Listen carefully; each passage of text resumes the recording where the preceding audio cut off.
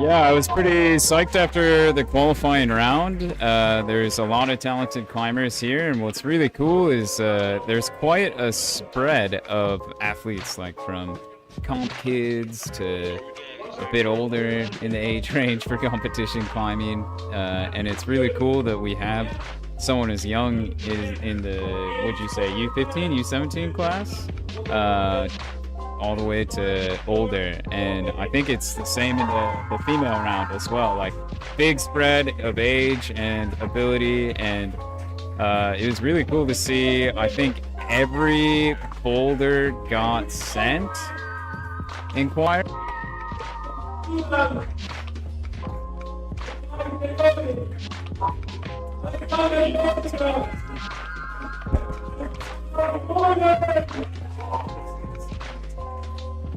Like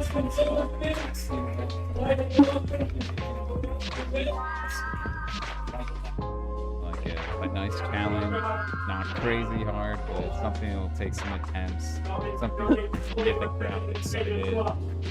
So very excited to see all these climbers. Yeah.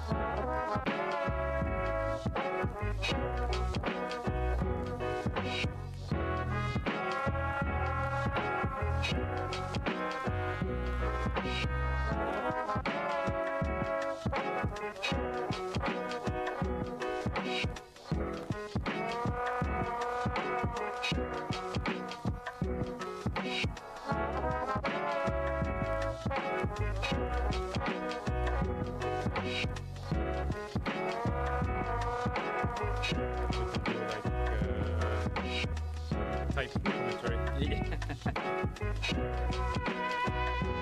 1925. First competitor.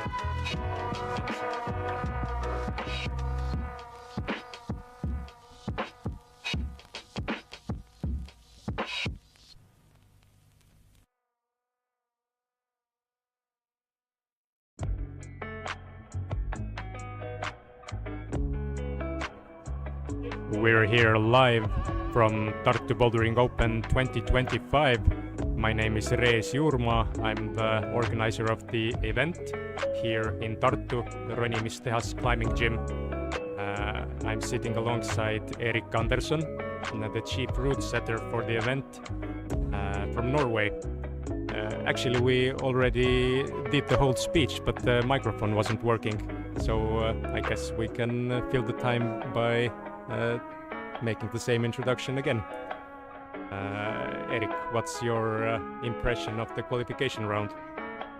Yeah, I was very excited to see the qualifiers. It was really fun to see the range from ages to abilities here. There's definitely some really talented athletes, and really cool to see that even some youth athletes have made the finals here.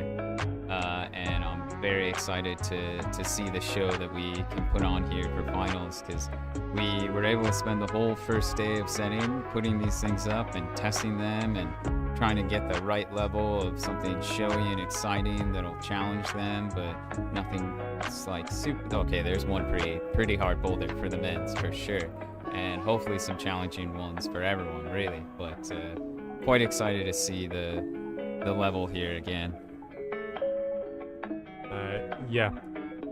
As you said, one of the most beautiful aspects of these kinds of festivals is that it gives the youth athletes a chance to get their foot between the doors, so to say, in more serious high-level competitions. It's hard, if not close to impossible, but here the proof is in the pudding, because in both the male and female finals there are several finalists from U19, U17 and even U15 categories, and it's not because of lack of competition. They just really climbed hard and well. One of the most standout performances, I would say, was in the male category from 14-year-old Latvian climber Eduards Rupeiks, who managed to sneak in the final in the 8th place. And in the female category, there were actually several youth finalists. I have to check the starting list, but from the top of my head, I can only think of a couple of actual adult females who reached the finals. Yes, we have Julia Silina, Elsa Klitseja, Anja Novitska, Elisa Piternitse. They are all, if I'm not mistaken, U19. Ellie Levin is U17, so is Rebecca Kobitjeva and Katrina Rutsita. So they will be having potentially multiple trophies in their age categories, and in the overall, we'll see how the night turns out for them. Yeah, pretty amazing turnout here today as well. There's over 180 athletes from all over the Baltics, and even Finland was represented. I can see in one of the female finalists. And I've been told that climbing is really booming here in the Baltics. Gyms are opening up, competitions and festivals like this are happening more and more often. So it's really cool to see all the interest in events like this.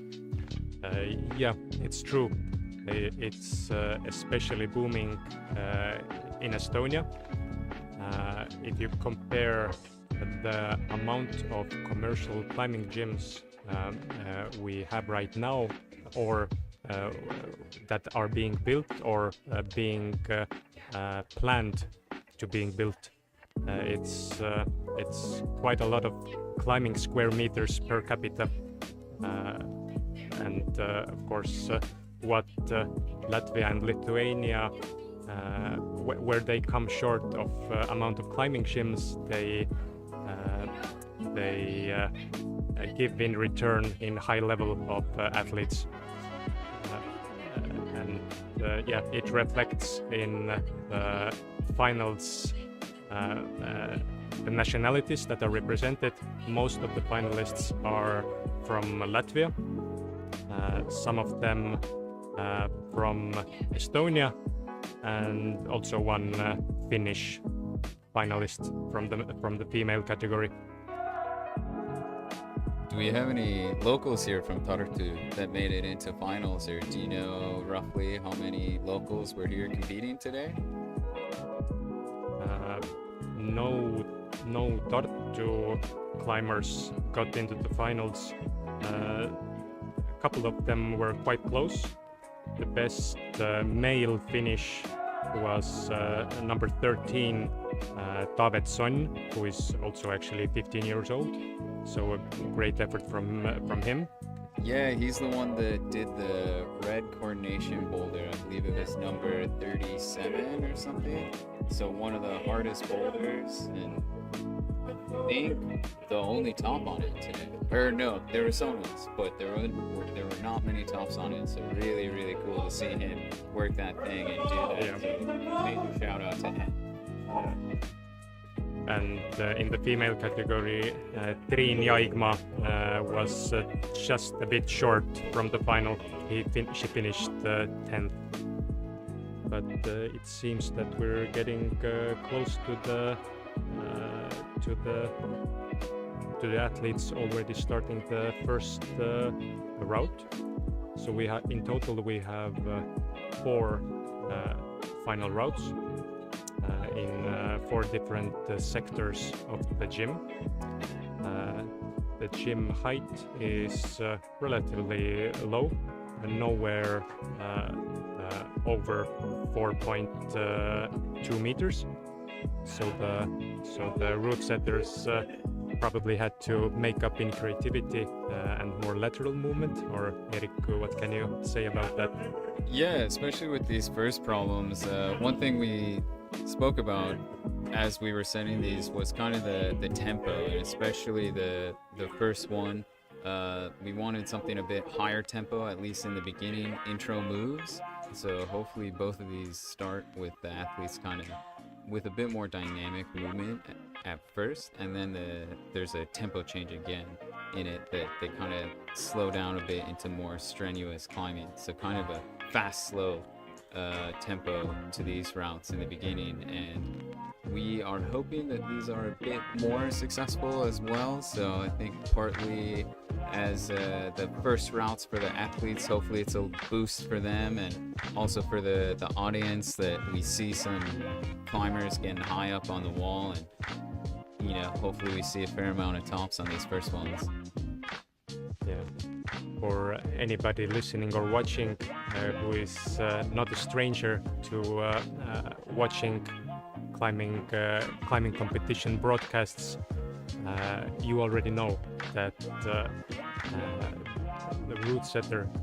Routesetters have a really tricky job to create just the right amount of separation, not making the routes too hard and not too easy, and at the same time enjoyable for the spectators. Erik, what do you think? Did you make the correct decisions for this finals? Well, it's too early to see now, but I was quite pleased with the level for the qualifying round, and definitely have to give a huge shout out to the setting crew from Arturas, Fedir, Roland, and our local hero Tõnis. Not being from here, I really relied on those guys to be familiar with the athletes, and really tried to collaborate and make team decisions throughout the time we had setting. And I think it went really well in qualifiers. I think it was a lot of things that we expected, and there's always surprises in competitions, and as setters we love that. So we were pretty confident going when we were putting these back up on the wall today that we thought the level should be good. It's always interesting because qualifiers is flash format, so everyone gets to see each other, they get to talk information, the beta, how to do the route, and they have a bit more time to try these, whereas the final round now is on site, so they only had a brief amount of time to look at these. They can discuss how they think to do the boulder with each other in that preview, but now they only have 4 minutes to try and figure it out. So that's always a little bit of a roll the dice thing too, with when we're talking level for these things. Something you can easily overlook. So hopefully we guessed right, or what? As we are talking, the first male finalist, Eduard Rupeiks, the 14-year-old rising star of whom we already talked about, was already, I think he reached the zone and seemed well on his way to the top. As the night progresses, I'm sure we'll get a chance to get to know you better, Erik, because you have, as a foreign route setter, you have a rich background. I think that is interesting for people to hear about. But right now, let's try to see what's going on. So we have first female finalist Katrina Rudzite, who is also from the youth category. She was number 3 in the U17 qualification category, and Eduard Rupeiks was first in the U15 boys category. I think it's the first time in our competition history that a U15 kid makes it to the finals. We have regularly had U19, U17 finalists and quite high podium finishes as well. But at least in the male category, I don't recall so young finalists. It's hugely impressive. Yeah, he was looking quite strong in the qualifying round, moving pretty confidently on the wall, and you know he's doing really well on this slab boulder with the fast first move. So let's see if he can take it to the top here. It definitely gets a little tricky here because you're getting a little spread out on this slab, some strenuous moves. And at the very top here, you can see the zone hold is a dual texture hold, and the last move, our intention was you have to kind of press on the side that has no texture. So we didn't think this boulder was exceptionally difficult, but it's extremely high risk. Just like every single move, it's so easy to slip off. So you have to be very concentrated and focused, moving precisely on these holds, working through the sequence. And what can you tell us about the female first problem? Yeah, you can see who's it? Katrina's.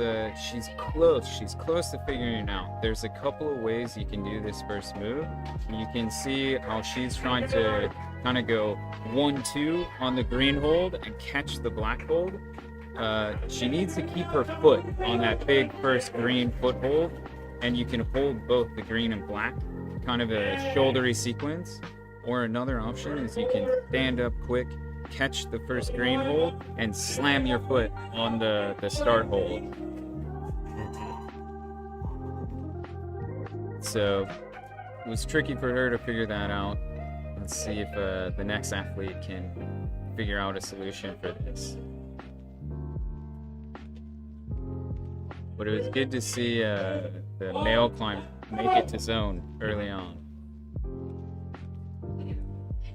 Yes, so the second climbers out are Rebecca Kovityeva, also a U17 female climber. Easily made the first move. Yeah, and you can see the next sequence on it is it's a little far out to that foothold, and you really have to wrestle around that big black hold to shift your weight over on your foot, and then you can go no hands and control the finish. Great zoom in from the cameraman. We can really see the struggle. You can see the physical nature of that move. It's strenuous. It looks like a wrestling move. It is a little bit of rock wrestling there. Less rock climbing. And the next male athlete is Oleg's I hope to pronounce it right. Psenichnis. Yes. At least a lot better than I could do. Yeah. Let's just call him Oleg's. Oleg's. Made it to zone. Yep. Mm-hmm. Yeah. You can see it's just so easy to slip off those volumes or boxes. God. Mm-hmm. Alternative beta from Rebecca, using her. Very good.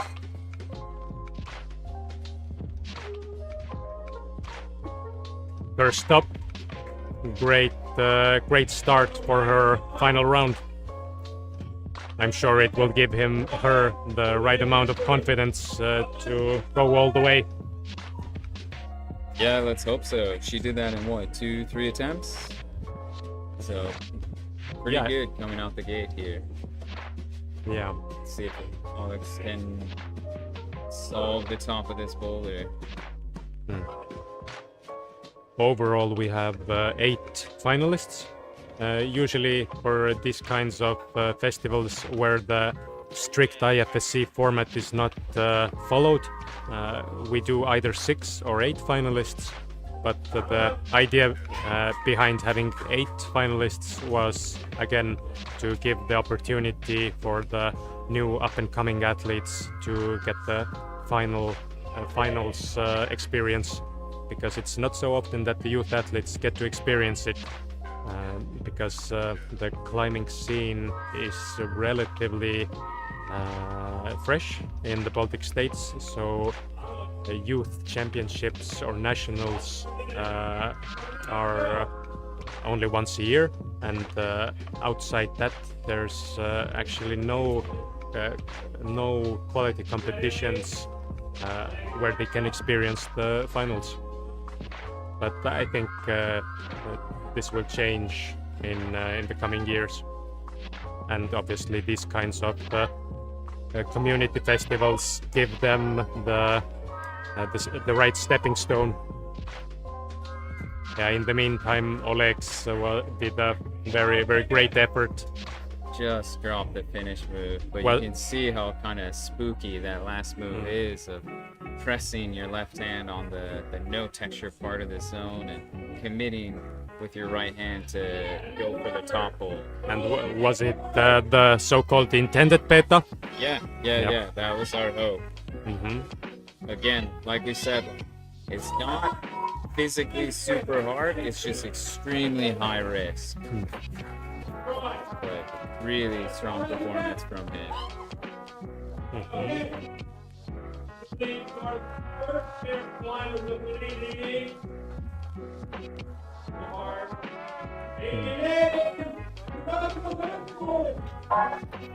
Yes, next participants are well-known names in the Estonian climbing landscape. The female finalist is Elli Levin, who is also a U17 athlete, as were the previous athletes. And Rasmus actually is our gym's previous chief Routesetter for close to 2 years, and he's definitely responsible for the leap in quality that we have made in our route setting during this period. A really nice guy, really industrious, and just overall great guy to hang around, and a freak athlete. Yeah, it's really cool to see both of these people climbing together. I'm really excited to see Ellie on this first move, because she looked very strong in qualifiers, and also seemed like a very dynamic climber, like no hesitation going for jumps and big powerful moves. So I really hope she can figure this part out. And Rasmus was super nice. I got to chat with him for a while in qualifiers as well, and he was psyched. So really glad he made it on to finals. As mentioned, Rasmus was our chief Routesetter. Now he's a chief Routesetter in Tallinn. But yeah, he takes route setting really passionately. and I'm glad to see that now, after some period of taking a break from training systematically and competing, he has come back. And in qualifiers today, he was one of only a handful or a few people that were able to send the hard slab boulder that we had set. That was number 37 of 40, I believe it was. And so I really hope he can figure out this top sequence. He looked really good on the hard qualifier slab today. So let's see if he can take his time and get to the top here. When I had a chat with Rasmus a couple of days ago, asking how he was feeling in general, he said that it's quite okay if you don't take into account his toe that is hurting from constantly practicing slabs. So it should be right up his alley.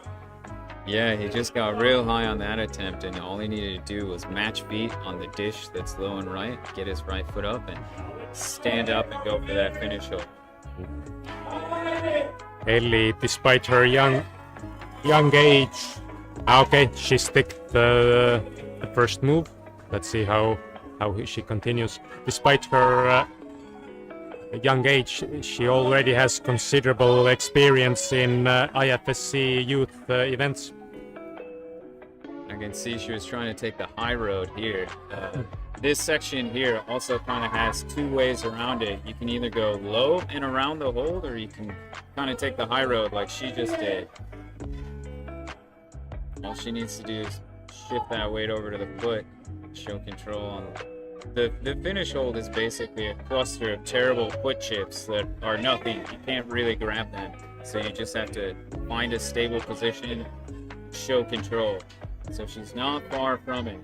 Let's see if she can figure it out. Rasmus was out of the frame for a while, but we could see that he almost reached the top. Probably enough time for one more good attempt. Or... yeah, okay, I think that was it for both. Great effort. I just saw all the tape on Rasmus's hand, so he must have put in a fight for qualies.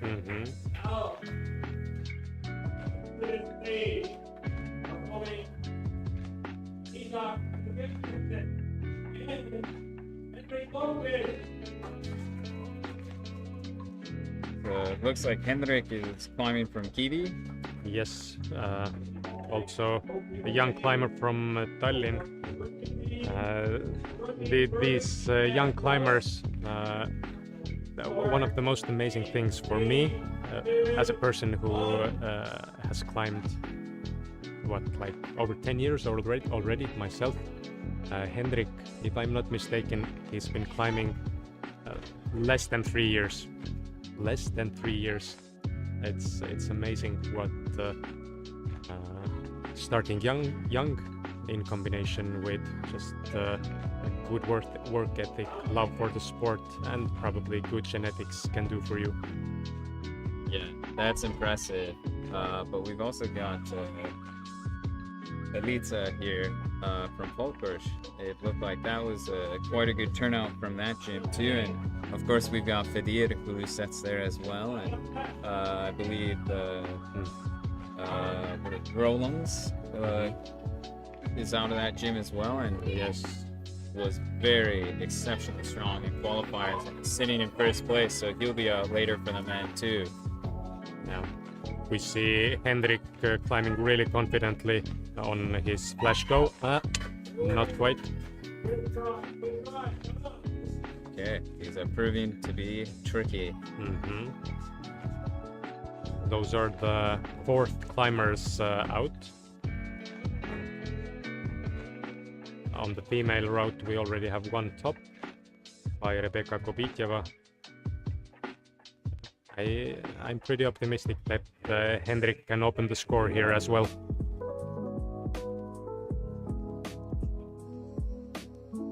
Yeah, so far every male competitor has made it to zone on this boulder, which that was the hope of ours. We wanted them to get there. We wanted them to do the fast move, get to zone, and We're hoping for some tops now, so let's see if he can take it all the way. Yes. Well, keep in mind that we have 4 exceptionally strong athletes still coming up, and one exceptionally strong athlete on the wall. Henrik again. Oh, he got his fingers behind the top hold, but just peeled off.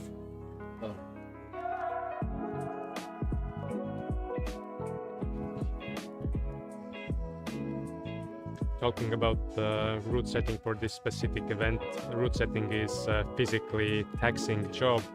You had 2.5 days to set up 40 qualification boulders and 8 final routes. How physically hard was it? It's pretty demanding, like you said. I don't really have any skin left on my fingertips. I was pretty surprised I didn't bleed. I had to tape up, but I didn't bleed this event. And yeah, we put in some really long days. You know, it's always really fun. One of the things I kind of always brief the crews that I work with is I want us as Routesetters to have fun setting these and testing these. Because if we're having fun, I think the climbers will also have fun while climbing these. So it's very enjoyable. You know, we get to play with these fun shapes and climb around for our work. But yeah, long days and kind of this time constraint that we have, it can get stressful. But you know, I think we're all very passionate about it, and so that's why we always keep doing this. And for me, yeah, I'll be ready for a break after this because this is my 3rd competition in 3 weeks. I came basically straight from setting a lead national cup in Norway to this event, so I honestly haven't had skin on my fingertips for like a month now. What people often don't realize how much of a team effort route setting is. It might seem possible like setting alone at nighttime in the gym and coming up with a great route, but actually just testing the route over and over again until you find just the right compromise. It takes a lot of time and energy. Yes, it really does. Luckily, this crew, I feel like everyone has really gelled well in the short amount of time we've been together. And, you know, as organizing the setting for this, we try and give people certain assignments, or, you know, you set this boulder in this style, and you get some time to kind of explore that. But then when we're testing, we're frequently testing together or small groups, and, you know, I'm the shortest person on the crew, so I'll frequently try and set something and then call over Tõnis, who's very tall, and be like, Tõnis, do your thing, reach through this boulder and see what he can figure out and see what we might need to change. In the meanwhile, we have Aleksandra Misukevich coming from Finland.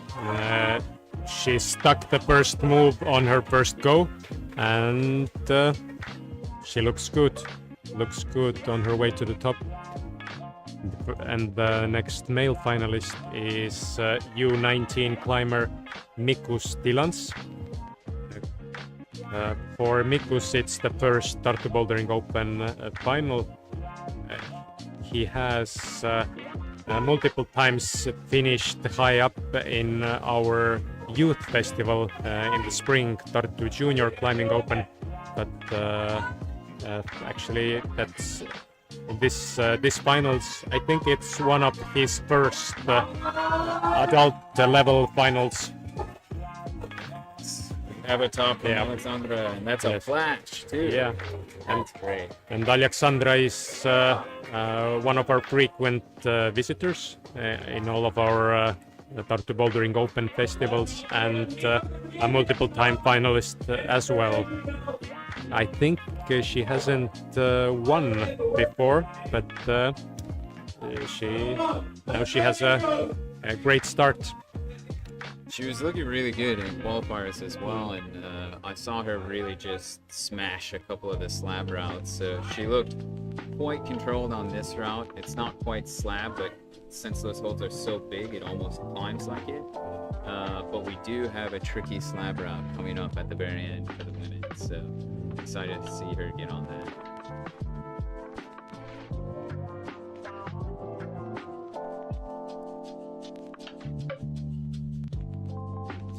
Mikus left alone on the stage as Alexandra made light work of the first boulder. Fun fact, Mikus's brother Thomas has won Tartu Bouldering Open. But now Mikus is coming up. He's finding the transfer from the zone to the corner, almost the corner of the wall, difficult. Actually, you cannot use the corner, it has black tape on it. Yeah, and that zone hold, it really doesn't have much purchase on it. There's a little bit you get from it, but that section, that is slab, so it's a low angle, it's a very bouncy boulder, so it's mainly where you're standing, how your hips are placed on the wall. It's a lot more lower body intensive section right now. If you can get out to the right and start using those holes, then you can start pulling on that little red hole. Nice. See if you can get, there it is. Yes, now you can see it took several attempts for him to learn the move. Moving confidently. He seems to know exactly what he wants to do. Like I said, super high risk on that boulder. It's so easy to just slip or lose a little concentration and just suddenly you're off. So far, no male competitors taking it to the top yet, but we've gotten really close. Now we've got even more climbers to come. Yes, now we have the sixth male finalist. As the finalists come in the reverse order from the qualification ranking. So Nikolai was third in the qualification. Anyway, also a U19 climber, very technical. I've seen a lot of him in different Baltic competitions. Always a treat to watch him climb.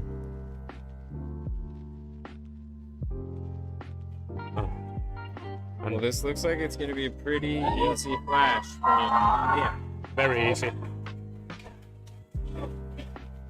Very cool to see. Yes, U19 climber Anya Novitska didn't waste any time for the first boulder. Let's see what Nikolai can respond with.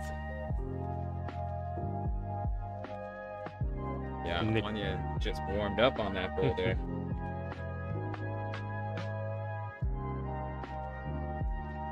Nikolai is an all-round athlete, strong in every style, in both bouldering and lead climbing.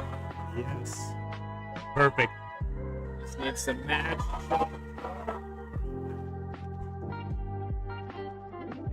First male to top number one. Yes. And flash as well.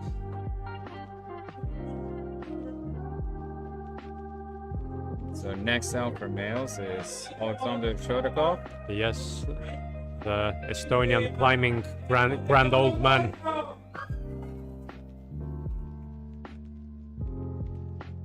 Alexander has been dominating the Estonian sport climbing scene for, I think, short of a decade.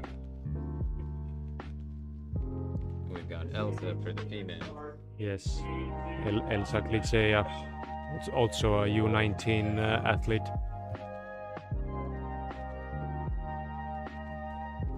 Some of you may not know that Elsa used to balance her climbing with another sport, ballet, but only recently she chose climbing over ballet. Well, that should come in very handy later on the slab. Maybe a little for this first move, but yeah, like we said, it's gets very physical after the first move. So let's see how much effort she's willing to put in.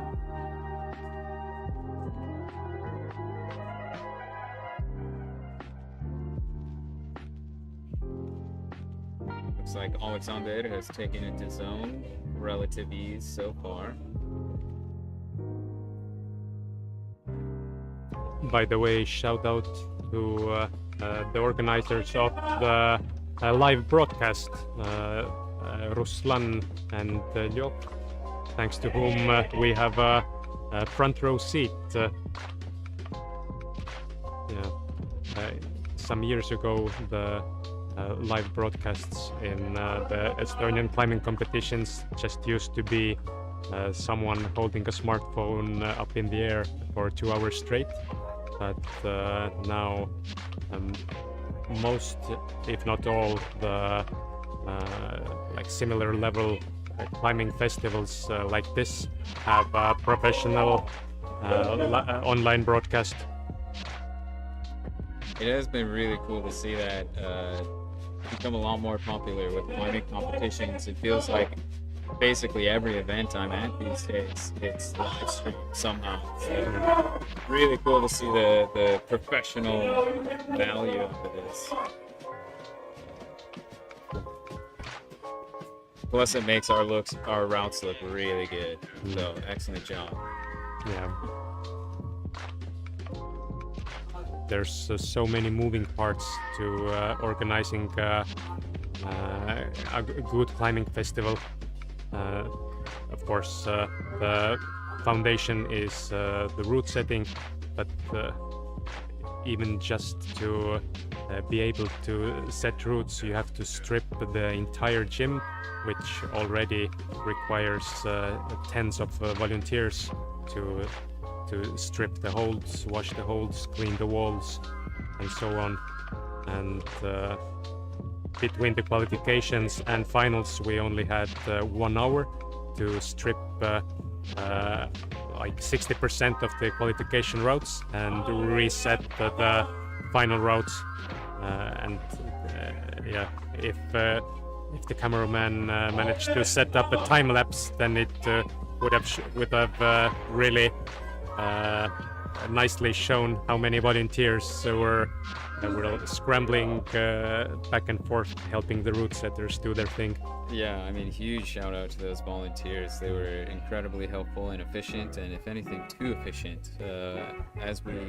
Once we took down the routes and I was putting one back up, I went up and I put one of the finish holds on, came down to the ladder, found the next hold that was going on near the start, turned around, and a volunteer had taken off the finish hold that I just put up. I was like, wait, no, I need that. So very, very efficient crew. We got to figure it out. But huge shout out to those volunteers. They worked really, really well. Oh, papa! Ah, very close. Wow. Very close to 2 tops. Yeah. Actually, I almost missed it. Alexander Shorikov struggled to match the top. I think he didn't get the top. What about Elsa? We have 2 Elsas, by the way, in the finals.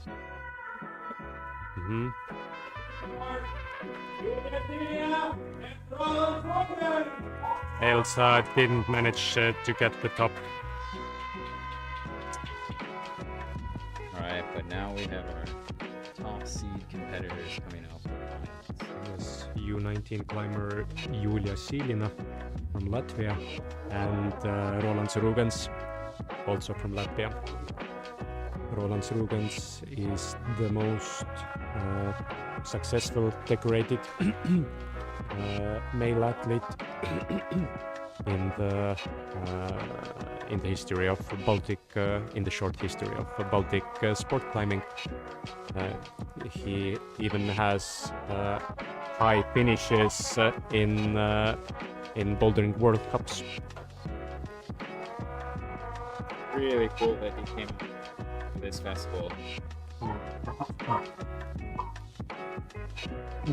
Quick, easy top for Yulia. Yeah, laser fast.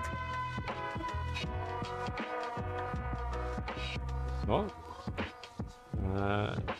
Slab climbing is one of Roland's specialities for sure. But obviously he's strong in every angle, style and type of holds. But that just shows you just how easy it is to slip off this thing. This thing is tricky. So let's see if he can get it here on his second attempt. I'm sure he can.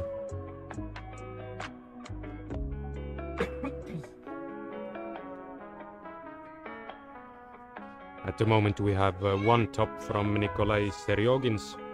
And a flash. So we'll see.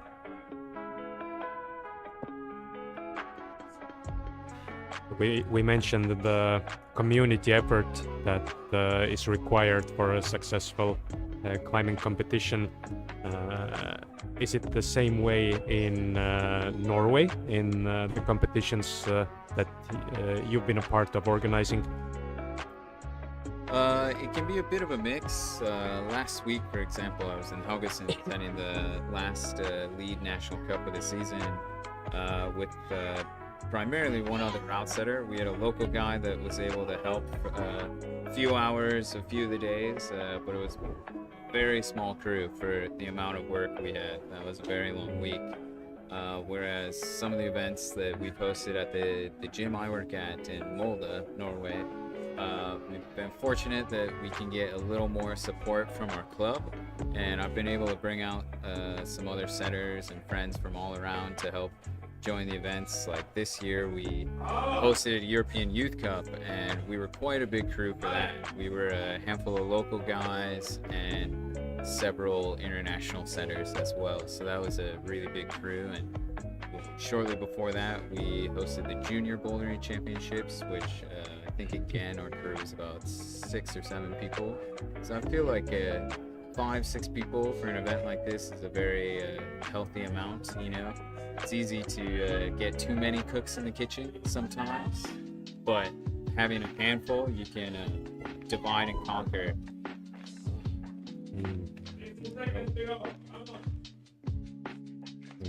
Still time for one good attempt.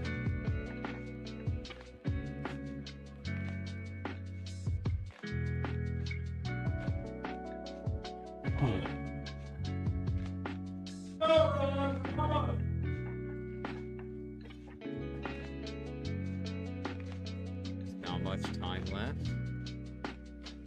Let's see if he can get it on this attempt.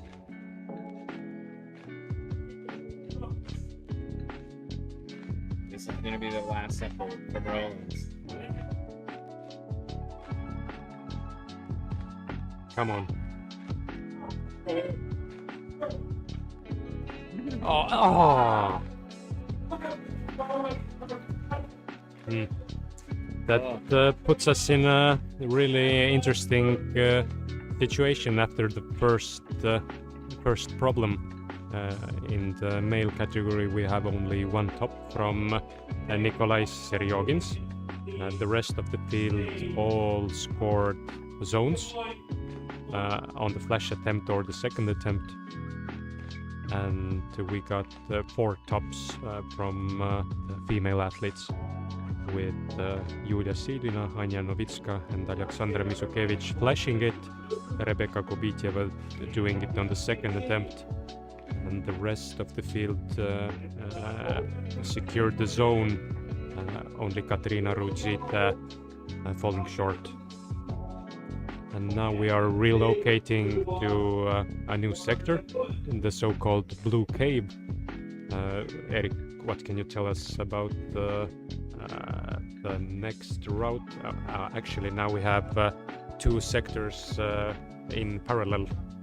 Yes, yeah, and so you can see the males will be climbing that yellow boulder in the cave, which this one's your classic power boulder. So starts out with some very burly opening moves, and you can see the women's boulder is on the blue route on the adjustable spray wall here. And this one I'm really excited to see because we made a collective decision as a crew here to put actually both the male and female on the same boulder on the spray wall. We'll just be adjusting the angle on this wall in between the rounds. So the women will be climbing at about 25 degrees overhang, whereas we're gonna keep the same route and drop it down to 40 for the males. So that was a really, really fun challenge to try and figure something that can be climbed at both angles. That is, you know, the thought was it'll be a step up for the males being steeper. Yeah. Once I heard about the decision to put the final route on the spray wall, it was like a eye opener for me. Usually during festivals we use the adjustable angle spray wall for like a special, like a gimmick route that people can climb and earn a snack.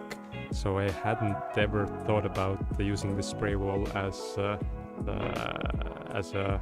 canvas for the final round, but like if nothing else, it looks really good and a very logical setup for the spectators as well. So we have Katrina Rugite from the women and Edwards Rupeiks from the men.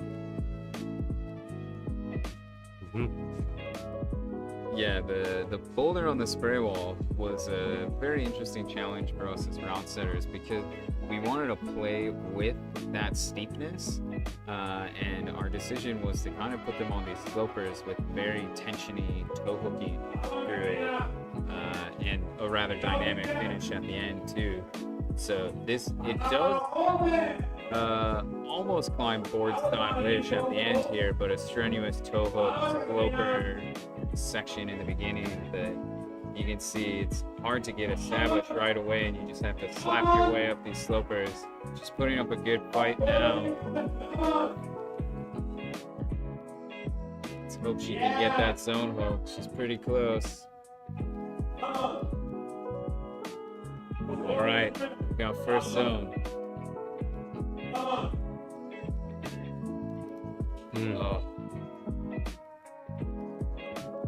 It was a really great effort. It'll be really fun to see the males on it afterwards when we kick it down pretty. But yeah, this male round is this male yellow boulder. We're very confident it's the hardest boulder in their round, so hopefully these boys can dig deep and try hard. When you set the final routes, how much do you orient in the like numeral grades? Like, do you think about okay, this is a 7C, this is a 7C plus? Honestly, no. And this event, we really didn't we didn't talk about grades much at all, because so much of it is talking about the level. And you can use it as a reference point, grades for sure. But a big thing is how these 4 boulders for all of the athletes work together as a round.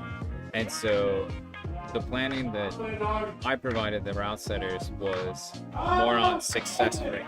So we were hoping that one boulder is a high success, one is low success, and then there's kind of a medium and medium plus. And so this was the lower success power boulder. So really hard, burly, steep climbing that we're not expecting to see many tops on this. Hopefully some zones though, and some good fighting too. We saw Katrina taking quite a long rest between her first and second attempt. Smart move by her, because it's very strenuous, like full climbing on that spray wall. 30 seconds left. Let's see if you can get zone.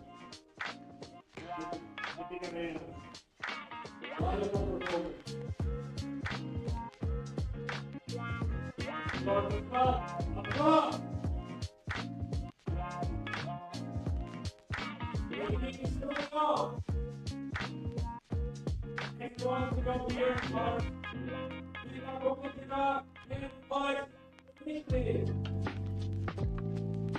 if you didn't hear, we've got Olex and Rebecca coming out next for the athletes. Rebecca got the top on the first problem, and she's then exceptionally, at least it seems to me, like a physically strong athlete.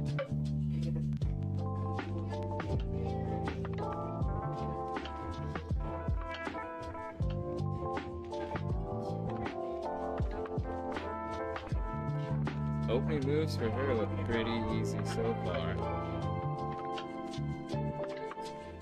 Doing a good job of keeping the tension through the toe hook stretched out on those hands. Looks like she'll get the zone with relative ease. Alright, she's got zone. Now it's just kind of the last jump move to the top.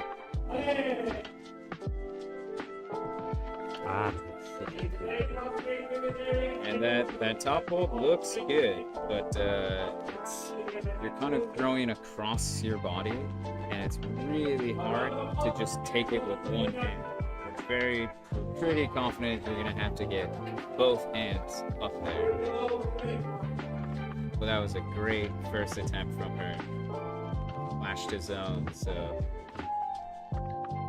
it's good for her scorecard.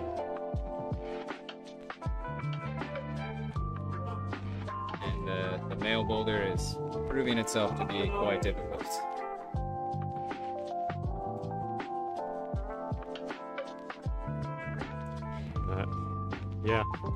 Both Eduards and Olegs are even struggling with the first move.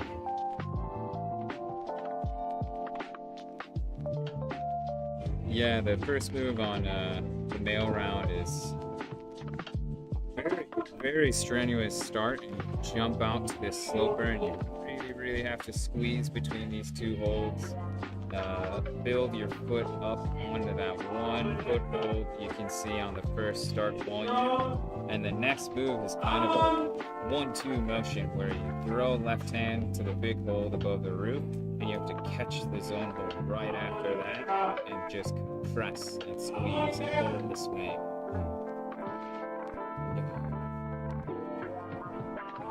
We were thinking a lot of the females should be able to get to zone on this boulder, but the last move is gonna be quite powerful and tricky for them. So she's gotten there twice now. I think if she takes a really good rest here, maybe brushes the hole, catches her breath, goes for it again, I think she can get really close. What you mentioned in the start of our conversation is that the people, at least people who are not so familiar with the climbing, what they don't realize is how difficult it is to execute this level of moves without rehearsal in a limited time space of 4 minutes. Like we're talking about gymnastics or athletic difficulty moves, but in these sports you have years of just perfecting one set.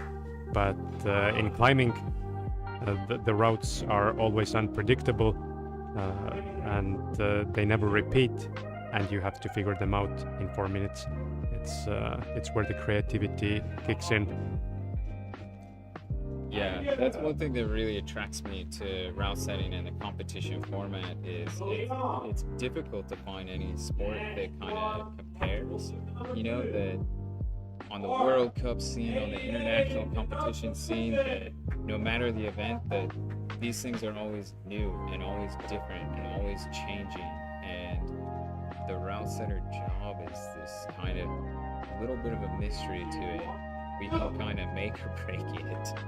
And so it is it can be high pressure, but I think, you know, the hard work, I kind of love the ephemeral nature to it, that, you know, we put in so much work on these boulders and routes, and they're really only of importance for a few hours, and then they're just kind of plastic grips on the wall again. So that's a great way of putting it. In the meanwhile, Rasmus stuck the first move, peeled up right after that. And we've got Ellie out for females. Yes, Ellie and Rasmus.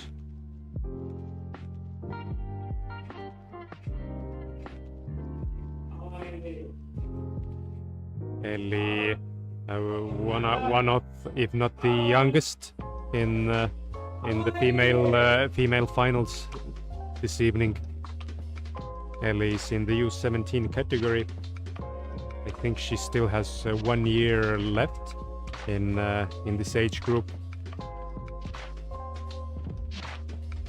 Yeah, and this one looks like it'll be a little tricky for her, being one of the, if not the youngest climber in this, and most likely one of the shortest. She's getting a little stretched out on these holds, so she might have to figure out some creative solutions to get through. By the way, shout out to the microphone man Steven on the background, who you can see really enjoying his night out, dancing in the microphone to the music.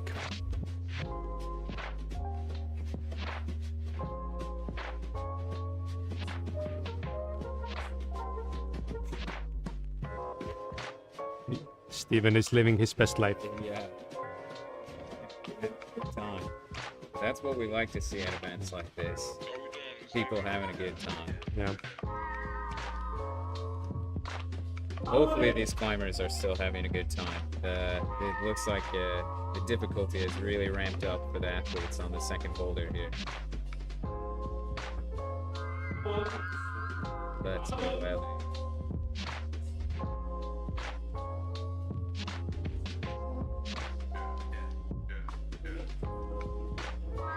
Yes, competing in climbing is, I would argue, like a controversial topic. On one hand, climbing is a perfect sport where you don't have to compare yourself to anybody else, because you have the route that can teach you something, and where you can measure your progress.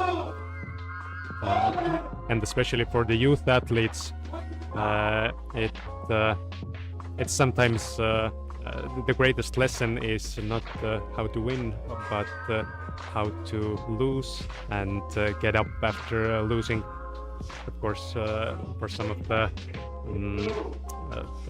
youth athletes, especially in the domestic scene, they don't get to practice not winning that often.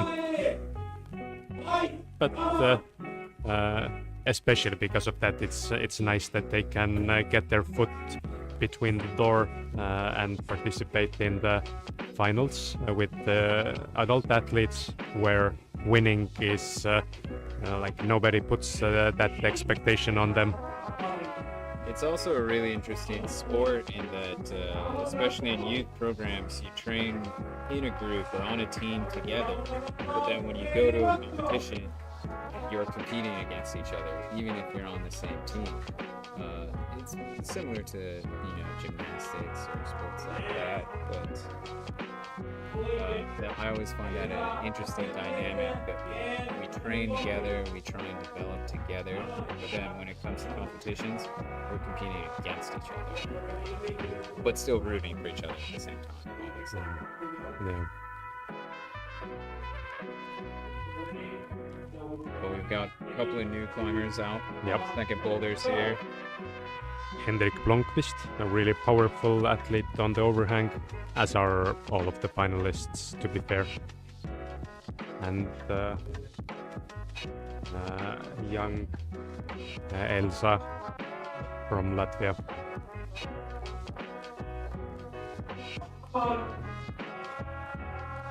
Okay, we had Henrik stick the first move and even make an effort to get towards zone. So hopefully you can piece this together a bit more.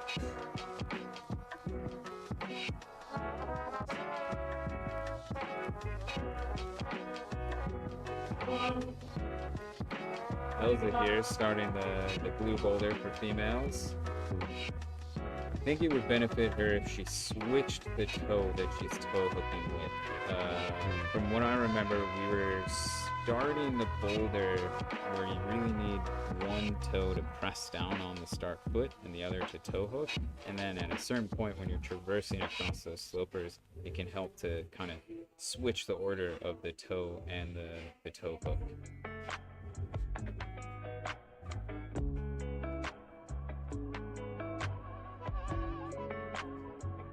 Looks like Henrik was taking a nice break, which is a smart tactic on the hard, powerful routes.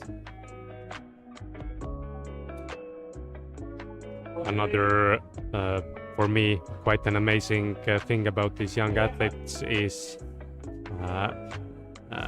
very few of them, if any, train with an actual coach. The progress that they have made and what they have achieved is basically just from hitting the gym, climbing hard routes with motivated crew.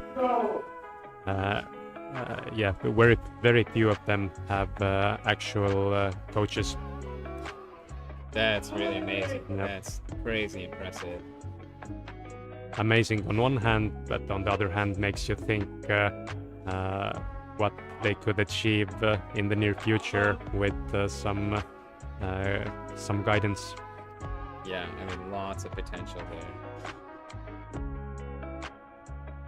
I feel very fortunate. I work as the head coach for Routesetters in Norway, and so we've got a big group of really amazing, dedicated climbers, and it's been very fun. We even have a sports high school, and so the athletes can take an extra year to go through high school, but they can kind of get free from school a lot for their sport to travel to events or to train. And so the athletes on our comp team, we train together, everyone, a couple of nights a week, but then the athletes in the sports program train with me twice a week during the day. So they go to school, and then in the middle of the day they leave, and we get in a session together at the gym, and then they go back to school. And how many times a week on that level do youth athletes train in your case? Yeah, those athletes in the sports high school program, they're training about 5-6 days a week. I feel like I'm always kind of I try and be the voice of reason. Like, I can tell they're super committed athletes. They always work really hard, and I feel like I'm always constantly reminding them that they need to take breaks too, that training actually makes you weaker and rest makes you stronger. Obviously you need both. You need to train to get stronger, but you also need to rest to recover, to regrow your muscles. So I feel like I'm always trying to be like, have you taken a rest day yet, or how many days on? So it's a fine balance to play.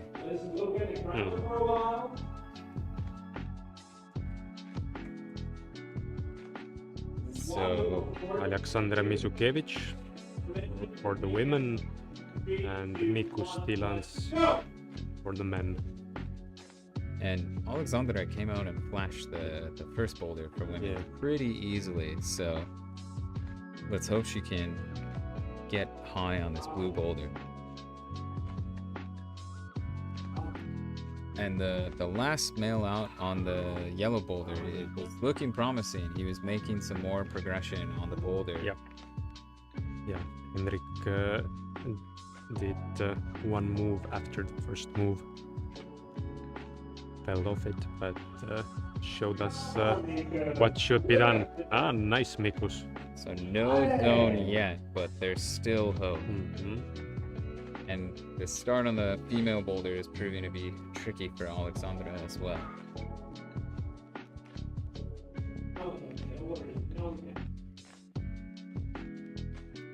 Yeah, it's always interesting chatting with Routesetters and the level and the familiarity with the athletes. You know, we're always asking, like, do you think this person will do that boulder? How many tops do you think this will get? And sometimes you can feel really confident, and other times you are constantly surprised. And I think the setters are going to be a little surprised with the female performance on blue. I think we were thinking this was going to still be relatively successful, but I had in the back of mind that we could be surprised on this, and it seems like this is proving to be quite a challenge.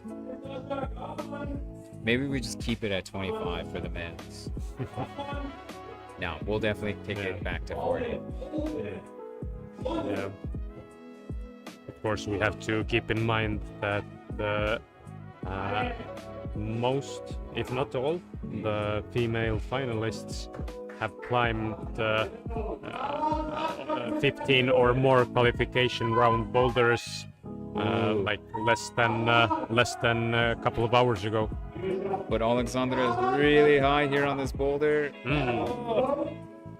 She found the high put option on that the last sloper on the right, the highest one. You can get a high right heel hook if you're flexible enough to kind of help reach to the finish hole.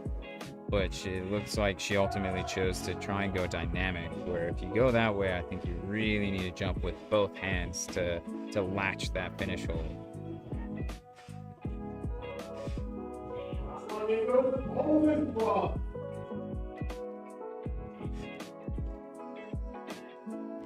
Mikko's had a couple of strong attempts there, but as time goes on and the pressure, that first move is it's not free, that's for sure.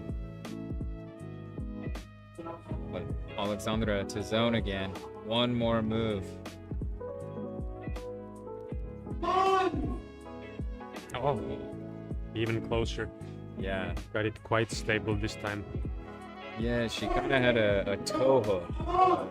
If she switches it to a heel, I think she could do it. We'll see if she can make that adjustment.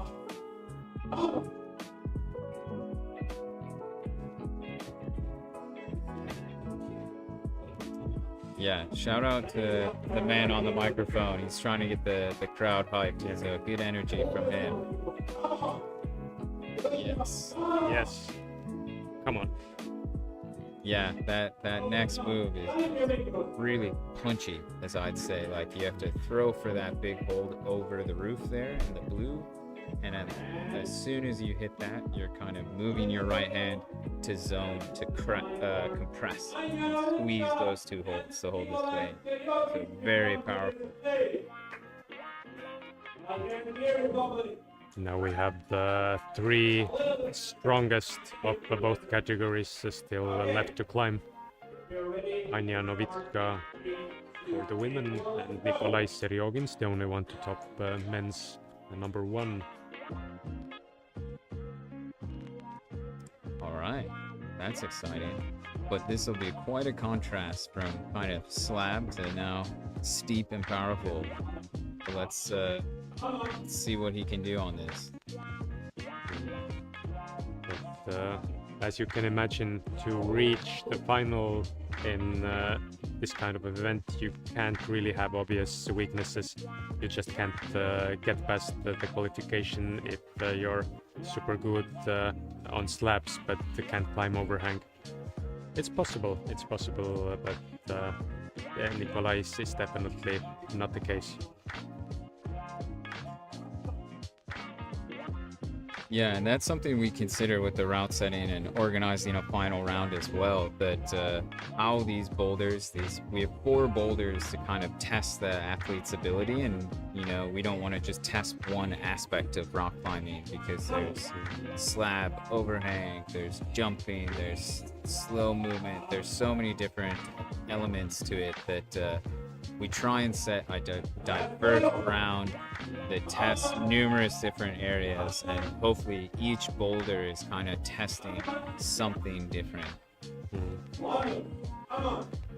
And so early in this event here, we've got men with one top, no zones yet on boulder 2. Female round, we had 4 women come out and top the first one. So far we've had a lot of zones on the second one, but no tops here. So if one of these last 3 women can top this boulder, it's going to really increase their chances of making the podium.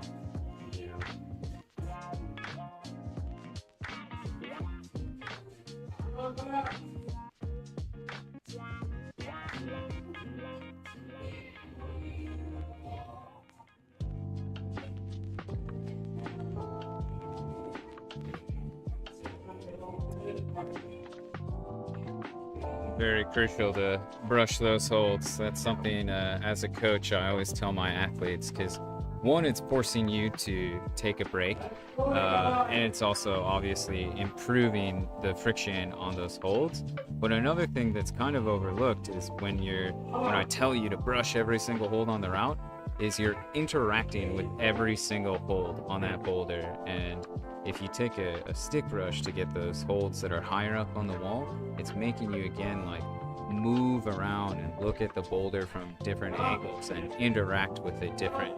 So when I do some training camps with youth athletes, that's also kind of one of the first easiest critiques I can have for athletes is brush the boulder, brush every hold, interact with it. You might discover something.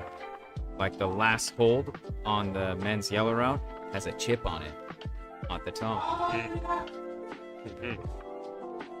Oh. It was a strong effort from her. Yeah. You mentioned being a coach, in addition to being a route setter, obviously. How did you end up? How did you end up in climbing, in route setting and coaching? What's your background? Yeah, I mean, I've been doing this for over half my life. I've been climbing and kind of doing everything you can think of in climbing for over 18 years now. I kind of just got a job at a gym when I was young because I just showed up at that gym so much. And one day she needed someone to belay a birthday party, and that was the start. Kind of done or held just about every position you can think of in a climbing gym, and I've built some walls, I've poured some holds and made volumes for escape climbing and back home in the States. But I've almost always worked in a gym, and route setting and kind of coaching or instructing have always kind of been my strongest passions. And so my buddies and I, basically lived at the gym, climbed everything, and she let us set routes, and that kind of got us hooked on setting. And I've basically been instructing as long as I've been climbing as well. I'm actually a AMGA multi-pitch guide as well, so I just kind of love all aspects of rock climbing. And but route setting and coaching have been my strongest passions. Yeah, something over 18 years now. Impressive. Oh yes, first zone on males. Yes, Alexander Shorikov secured the zone. It's still very tricky at the top here. Yeah, it looks like he doesn't have the reach. He's got to lose that left hand and land that right foot on the volume, or get creative with a high heel hook. Let's see what he can figure out. Just missed that foot. And even the next move to get that sloper on top of the volume, there's a really little chip on the left side of the volume, but it's not good. You can only kind of like hesitate on it, and you have to go with your right hand to that big sloper, but as you go, you kind of lose that left hand. And it's kind of like a little switch that you go right hand for the sloper and bring your left hand down to the crimp and latch both at the same time. So tricky, and exceptionally tricky to figure this out in a 4-minute on-site round. Yeah, that's true. But Alexander came very close. That's great to see a zone on it finally. Elsa just lost the tension in the toe hook.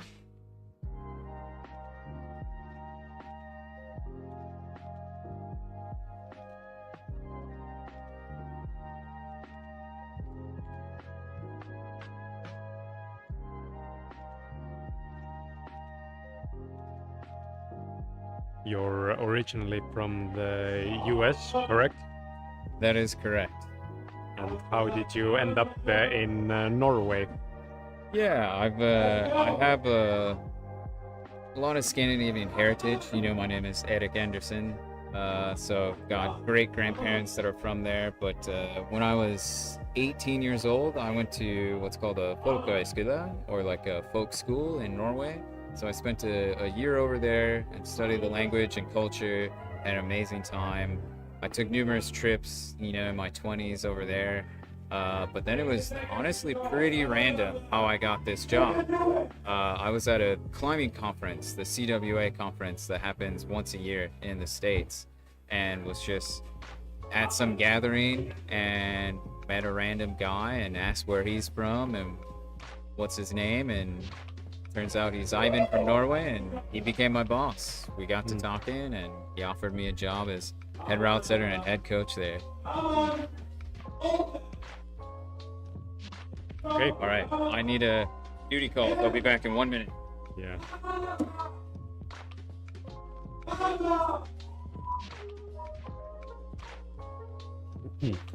Erik was asked aside by a colleague, Lithuanian Routesetter Arturas. I'm not sure what they are talking about, but if I had to guess, they're discussing whether to change the angle of the spray wall route to what they had initially planned or not. But Erik is now coming back, and we can see if I was correct or not. Erik, my guess was that Arturas and you were discussing whether to change the angle for the men to 40 degrees or less. Yes, yeah, you did pick up on that.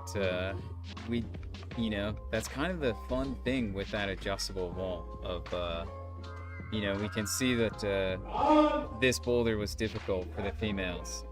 There's still hope that we can get a top here. And I do think it was pretty successful to zone, which is good to see. But that was kind of like the final question of like, okay, what angle do we want to put it at? But wouldn't it be fun to have the exactly same angle for the men as well? Because, okay, it's a joke, but often you wonder, like, for the strongest female athletes, like Janja, like, what would she be able to do on the men's boulders? Yeah, definitely. And this one was pretty fun too, like, we tested it. Yes. Flash. Finally, a top on it. Awesome work. Okay, let's see. Flash from Julia Silina. Let's just see what Roland Rugens can reply with. Wow. Easy. Easy for Roland. This section was relatively easy for Alexander Shorikov as well. But let's... okay. Yeah, you can see he's got that little chip and the crimp, and wow, that is some amazing strength to just hold a couple of terrible slopers and a top from Roland's. Impressive. That is great to see the top seed athletes come out and smash both these boulders.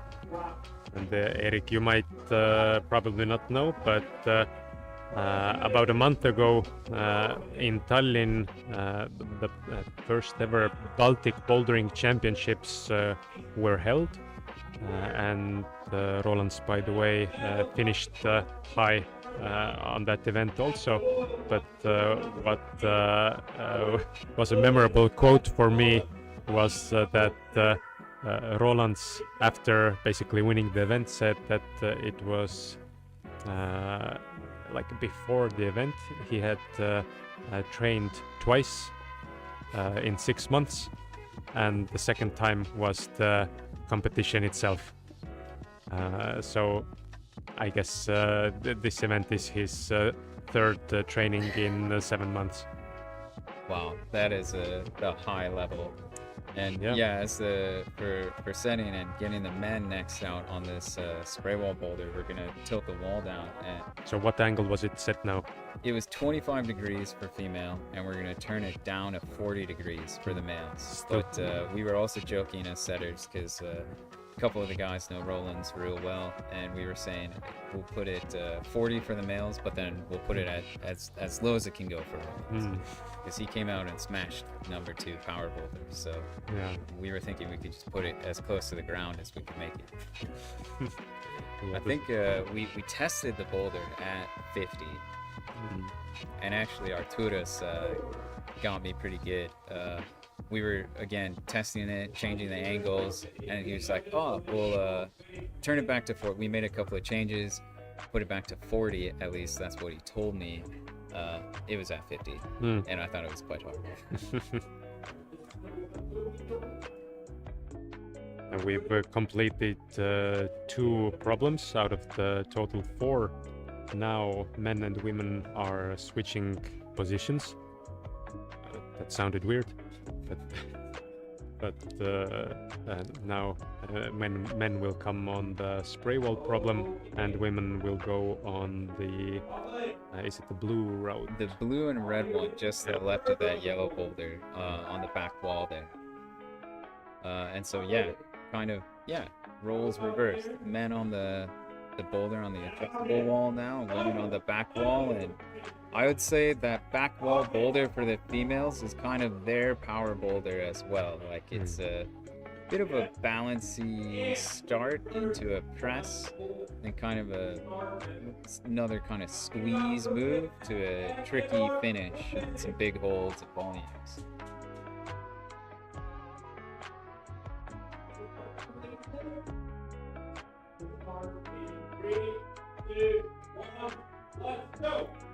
So let's see how much of a challenge this spray wall boulder becomes at 40 degrees.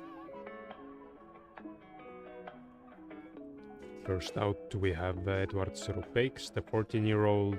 Again, did exceptionally well in the qualifications. Understandably, doing as well in the finals is a tall order.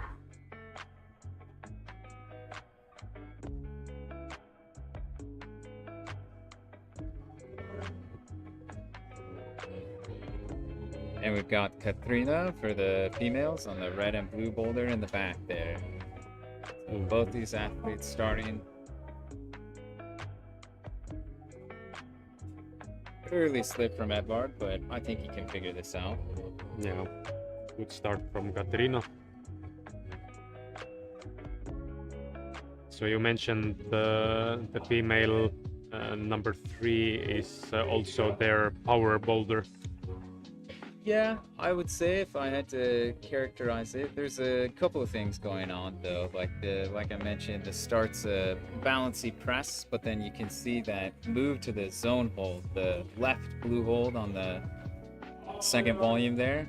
You're in this compression mode where you're squeezing the 2 widest slopers with one really terrible foot.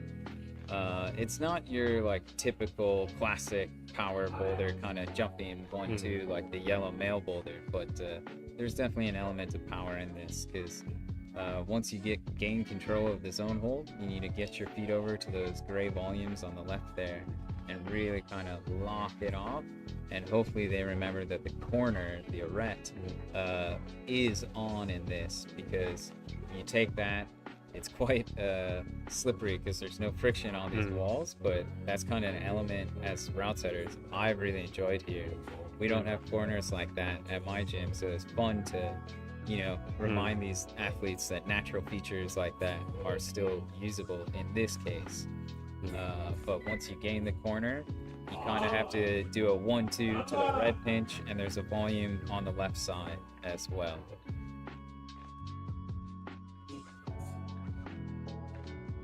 See if Edward can keep the tension for these slopers. Really think, especially on a steeper angle, you have to keep this toe hook. and keep the tension through your feet.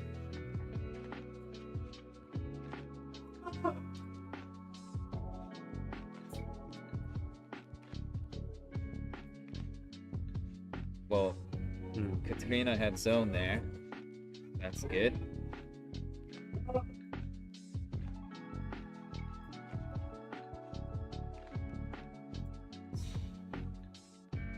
So it's 10 points for gaining the zone hold and 25 points for top of the boulder, and you're deducted 0.1 points for each attempt you take. So I think Katrina had, 3-4 attempts to gain zone there?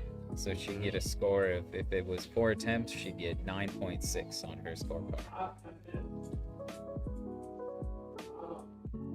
Yes, 9.8 in this instance.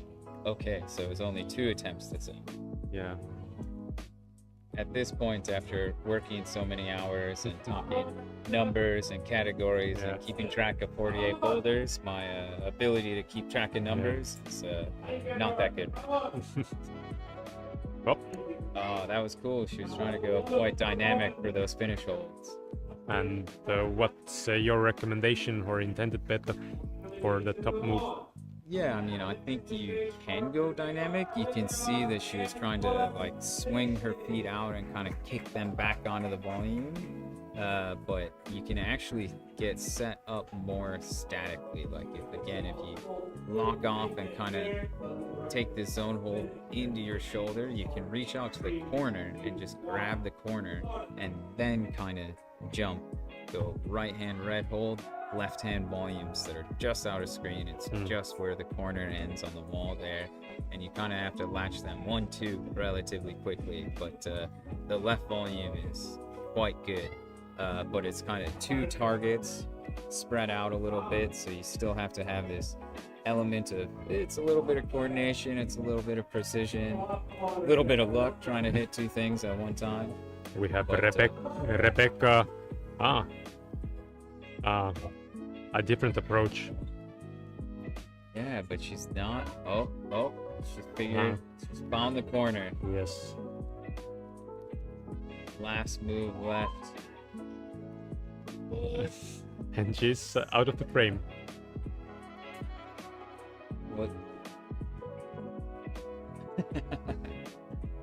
Can we see the top hold from that angle? Looks like it's just out of screen, but you can see she did not get the tops, and she's going again. She was very close, so let's see if she can figure it out on this next attempt.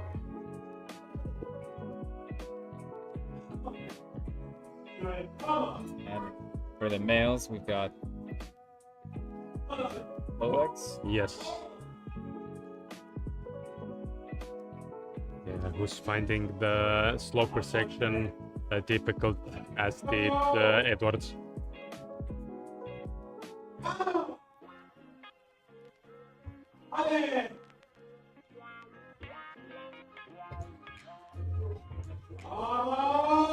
But Rebecca is really high here again.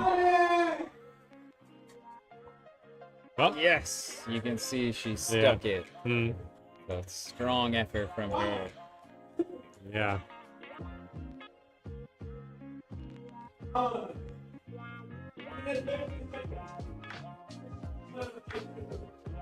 It's a top in 3 attempts for her. And so she is currently the leader right now with 2 tops and a zone. Yes. But we still have Yulia that has 2 tops. Anya with 1 top, 1 zone. Alexandra with 1 top, 1 zone.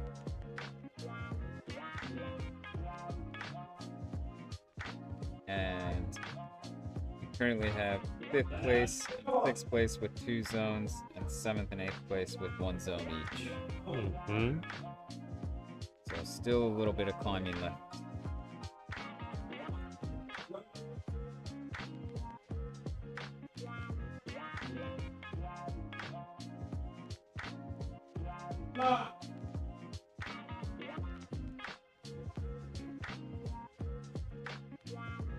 Alex has got less than a minute left. Let's see what he can do. I think the time left for him is really only got one more good attempt. If I were him, I'd take the time down to about 30-40 seconds and get on and give it all.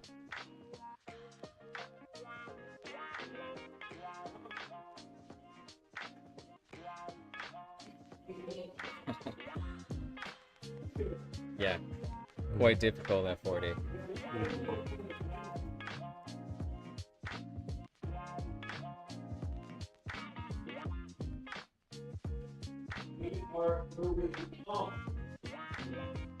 Rasmus Hytsi next up.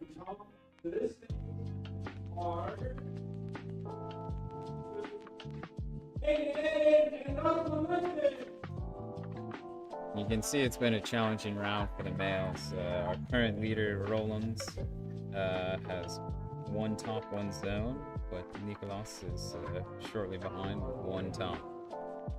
But now we have Rasmus out, where he got zone on the first boulder and unfortunately was not able to get to zone on the second. But, you know, with his route setting skills, I think he can figure this out. Yeah. At least get to zone.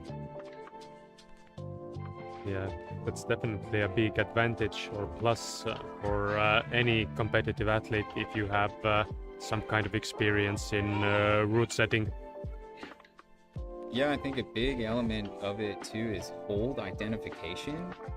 You know, I'm a grip geek, as I would say. I love climbing holds. I know a lot of the brands and the names and things, and so I love feeling all the grips in a gym, and so I kind of have a sense of like what that hold may feel like at this angle. And I think that's a kind of a underappreciated skill to have as an athlete and as a route setter, being able to not just interact with these holds on the wall, but to pick them up and turn them over and hold them in all these different ways. It can be quite an advantage.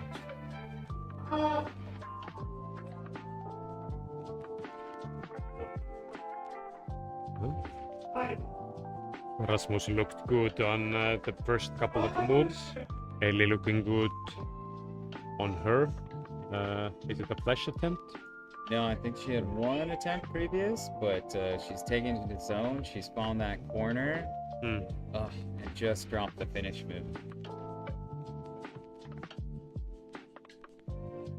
Shout out to these brushers doing a good job of brushing off the holds for the athletes in between attempts. Yeah, one of the many small puzzle pieces of a good climbing festival.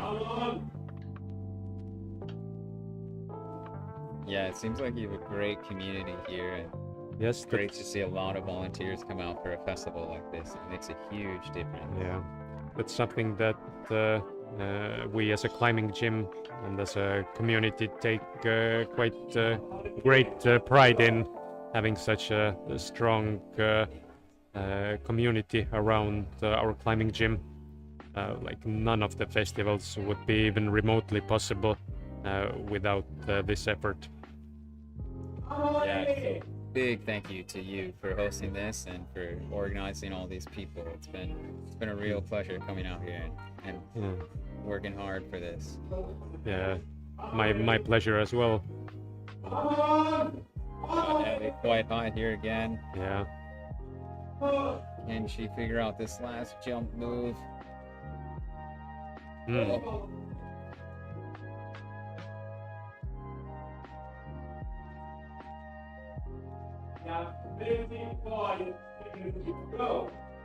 Less than a minute left for these athletes.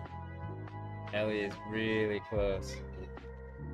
I think Rasmus is just kind of considering his options here and how much more effort he wants to put in. Like he said, these climbers have already climbed for 3 hours in a session where they had to get at least 15 boulders. So they've already had one session today, and so that is another element that we discuss as route setters. And I think for athletes, it can also since we had so many different sessions of qualifiers, it can really matter like what time you climbed if you got enough recovery in between. Oh, awesome effort from Ellie. She was super close there on that last go. Actually, almost all of the finalists, actually all the male finalists except one, Henrik climbed his qualification round yesterday. All the rest climbed today. So remarkable endurance and ability to recover. Although I think many of them would argue that they are not recovered. But that's the format of the festival.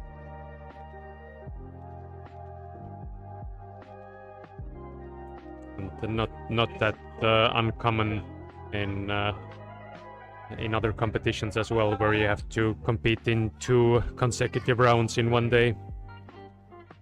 But yeah, Henrik, yeah, the guy who climbed yesterday, seemed quite fresh on these moves.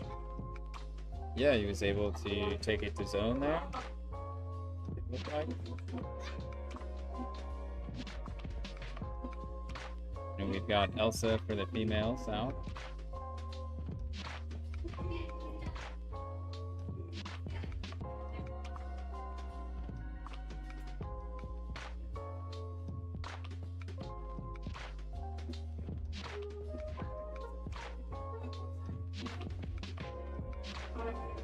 Yeah, you can see it's a tricky start on that boulder for the females. It's you really have to trust your feet. You can see she doesn't have the reach from the red start hold to reach those blue holds on the volumes. So there's like a moment of kind of no hands or kind of a awkward cross like this into a press position. So kind of sets them up in a strenuous way. But she's making quick work of it. This attempt looks like she can get the zone hold here.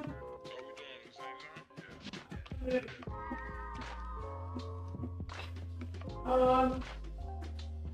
I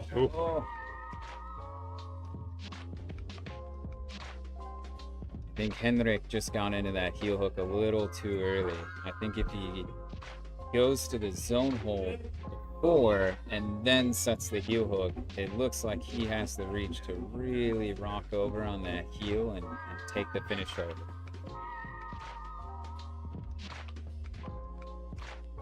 So hopefully he can get in a quick rest and figure out that last move.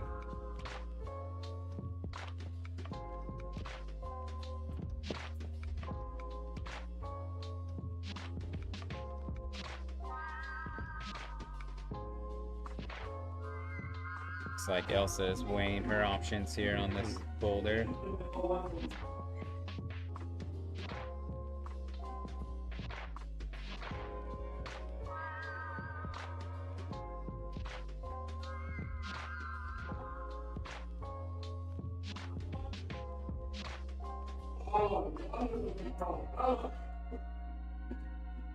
Here's Henrik again on the male boulder. See if he changes any game plan for this last move.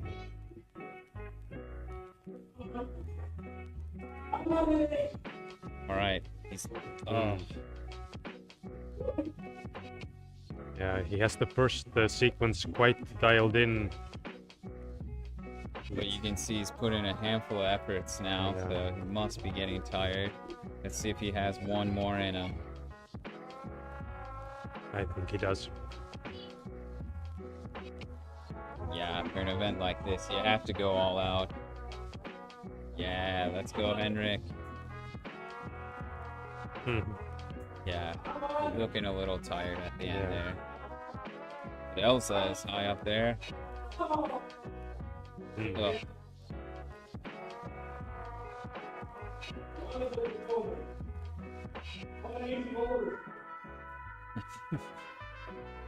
It's an acute observation from the microphone man, Steven. Not easy boulders, to be honest. Yeah. Yeah, like we were talking earlier, it's so tricky to find the right level. Because another thing we consider for this is, you know, we're trying to put on a show. We want these athletes to top, but we don't want every athlete to top everything. And we want the athletes to feel challenged. We want to give them a challenge, and I think they really want that challenge too.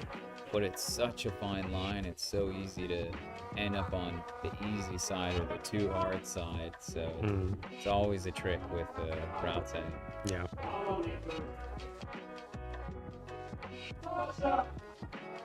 But Alexander moving very confidently on her flash go. Let's see if she realizes she can take the corner. Looks like she's gonna go dynamic. It's a great effort, but I think it'll be quite hard to do a jump like that. For sure possible, just quite hard. If she realizes that she can take the corner, you can even kind of grab. There's a volume on the left side of the wall. You can kind of use that as well before you kind of go dynamically for the last two holds. But if you take the corner, the volume, it really reduces the amount of dynamicness that you have to use. But she was quick to get back on the boulder, quick back to zone. Ow. Trying something else at least. Trying to go left hand to the red. So let's see if third attempt she thinks of something else to do.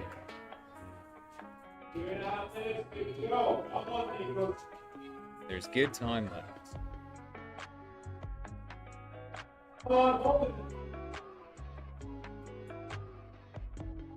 Yeah, the blue boulder on the adjustable wall is quite unforgiving. If you lose that toe hook, if you lose that tension, it's so hard to hold those holds. So you lose it and you're off.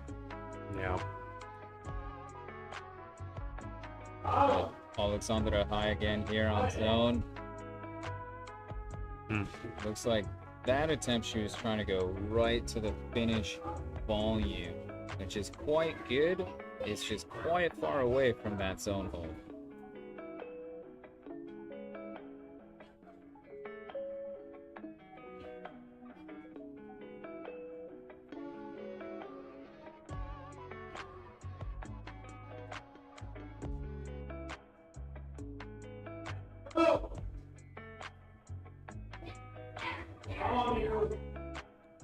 Mikus on the male route.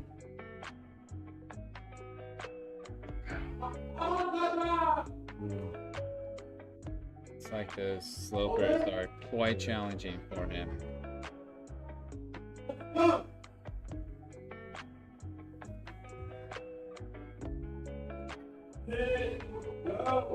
One minute left for both these athletes. Alexandra has been really close each time. See what she tries now. It's a dynamic setup again. Oh, it looked quite close.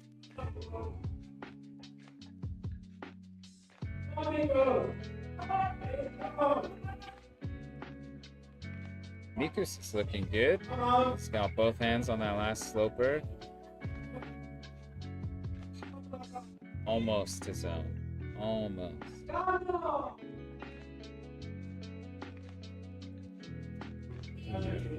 We are yet to see a top or a zone on the men's route, but we do have a top and several zones on the women's boulder problem. But we still have 3 strong athletes to come out. Let's see what young Nikolai Serjogins can do.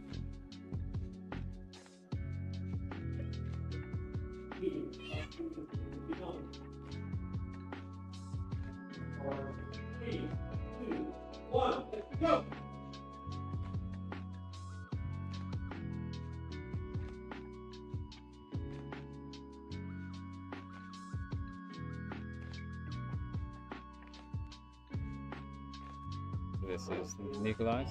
Yes. Male boulder. taking his time to look at the boulder. Always a smart move. Yeah, Nikolai definitely strikes me as an intelligent climber. We've got Anya. Quick work to zone ball. Immediately. On the corner. Smart. Oh, great first attempt from her, though. Yes. Do that.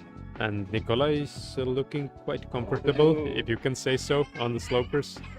He was looking really good, and then a little hesitation getting out left there, but he reeled it back in. It's on the zone hold. Trying to figure out what to do with the feet there, because like we said, there's kind of a couple options.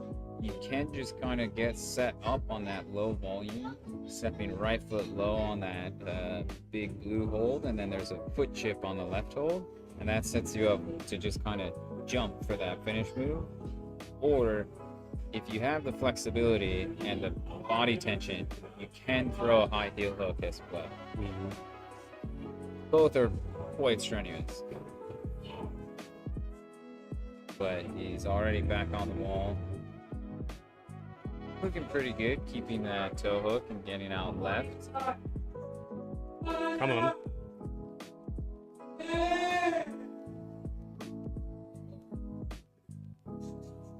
It's kind of exciting seeing the last move on the female boulder. They just kind of disappear.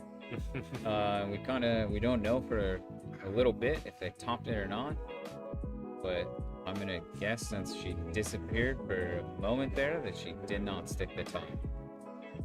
But again, another really close attempt from her.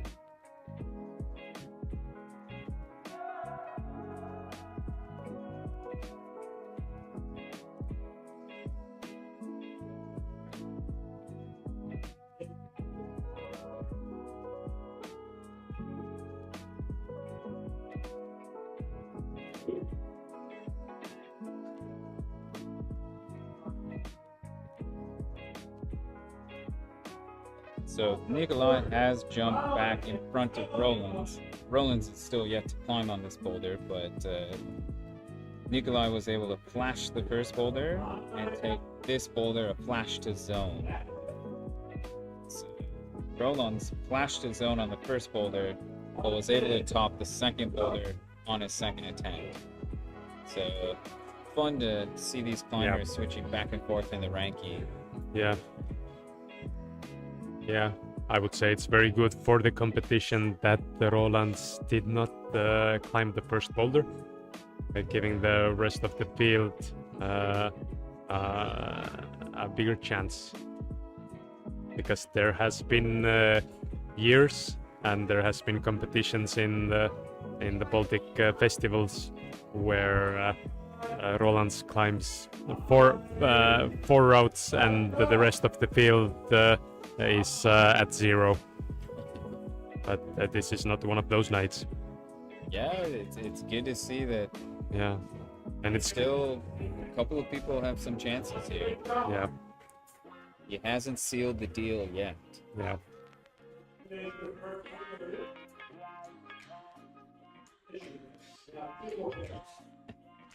Now we have Alexander Shorikov and Elsa Glitzeja coming up.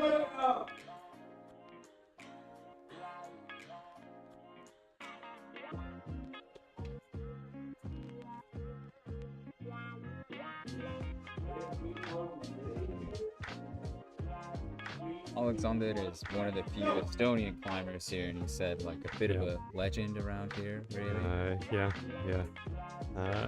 For well over 5 years,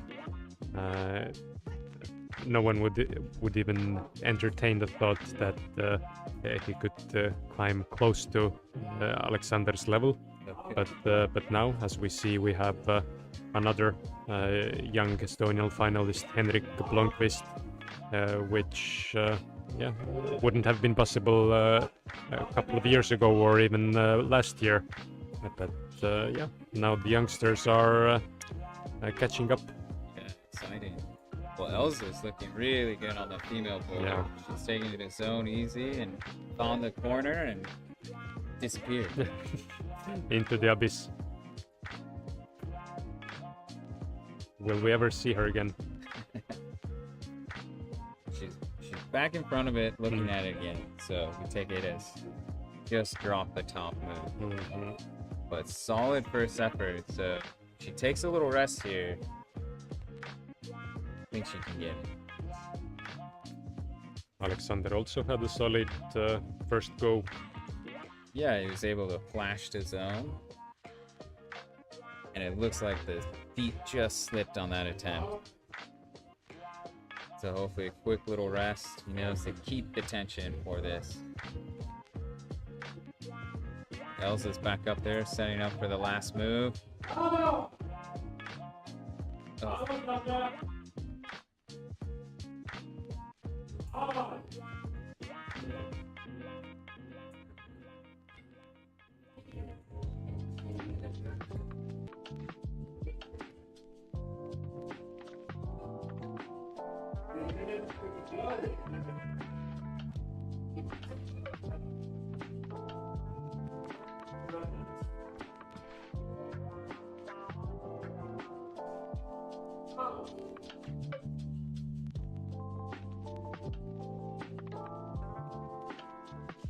Elsa setting up the last move again.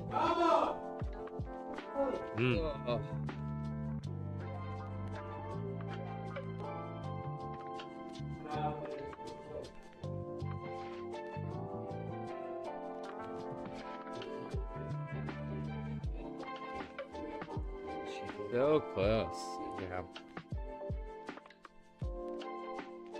And the last hold I thought was good. It's a volume. It's kind of this little triangular volume, but it's quite positive. It's just that momentum is going to the left so hard that you still need to kind of catch both the red hold and the volume to the left to hold the swing. Let's see. She's set up for it again. Can she reel it in?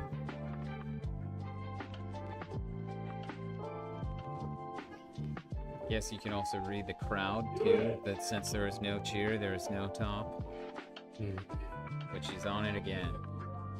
The time is pretty low now, so this could be the last effort. Yeah. Let's go, Elsa. Last move. No. Didn't get it. Now we have Roland Rugens and Julia Silina coming out.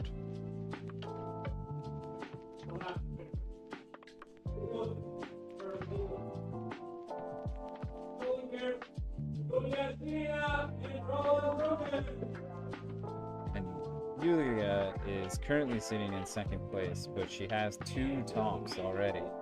So if she can get zone in an attempt or 2, she'll jump to the first place. But if she can get a top, that's gonna really increase her chances of getting on the podium. And same with Roland. He needs to at least get to zone to jump back to first place.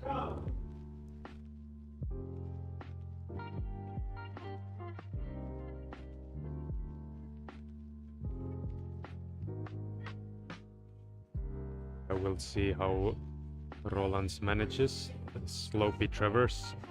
It's another chance to set himself apart of... still hard for him too.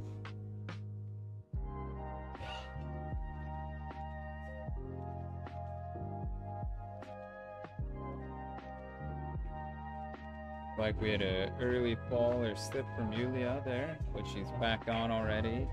Set up into that press move. See if she can figure out a way to get to zone. The foot chip she's on with her left foot is pretty bad. She's gonna have to commit to getting to the zone like she just did. She's found the corner. And she's topped it. So 3 tops for you, yeah. Getting quite hard for the rest of the girls to catch up with her now.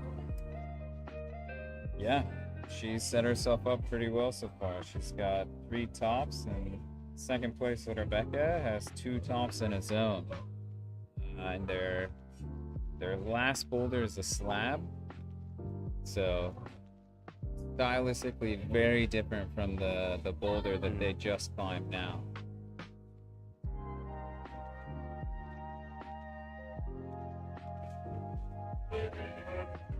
But Roland needs to get to zone here if he wants to jump back into first place. Pulling on again after a good rest. These slopers looked a little hard for him, but he's looking a lot better here.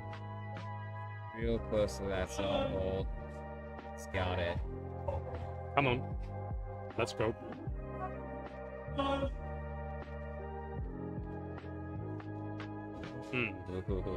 Can you tell me what seemed to have happened?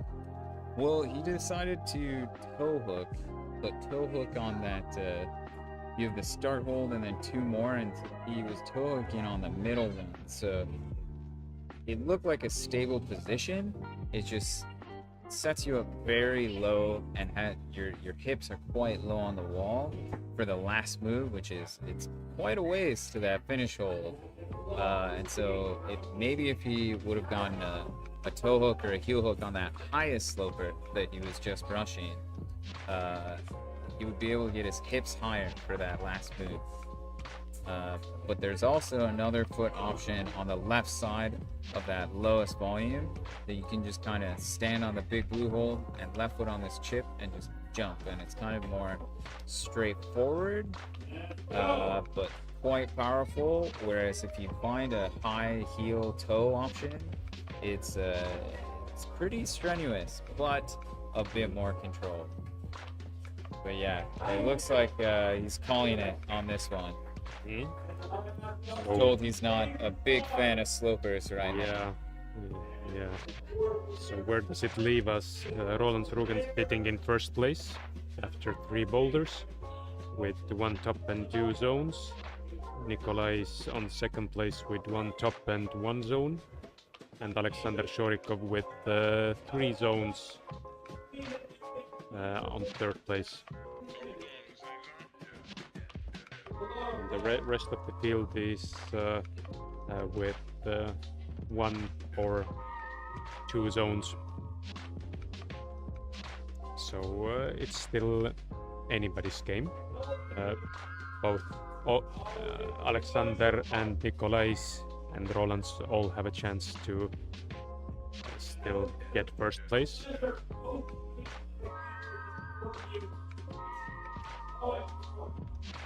Right now we're just having the crowd shuffle around here because both male and female climbers now are on a final kind of slab boulder. And so the men's boulder on the left there is the blue one. It starts out with it's most likely a jump move to the zone hold, where you have to then like slam a foot back on, and then it's quite a tricky foot sequence to build your feet and shift your weight over to the right, and a stand-up move to the last hold. It's a very foot intensive moment on the slab. I think we're really hoping it's going to be highly successful to the zone hold, but it's kind of a question mark from zone to top. Why is it a question mark? It's an interesting foot sequence. You can see after the zone hold, there's kind of 2 dual text slopers that are kind of facing opposite ways, and the movement we found to do it was you kind of have to foot clamp. So you're really squeezing with both of your feet on the holds to be able to kind of move your hips around the zone hold and the corner there, and you kind of fall over into the last handhold and have to trust a really hard smear to build your right foot up, and then it's still a little step up move to get the top hold. And so I feel like it's not that typical of kind of foot clamp on this slab section. So that's why it's kind of the question mark for us. If they're going to figure that out, if they do figure it out, will they be able to do it?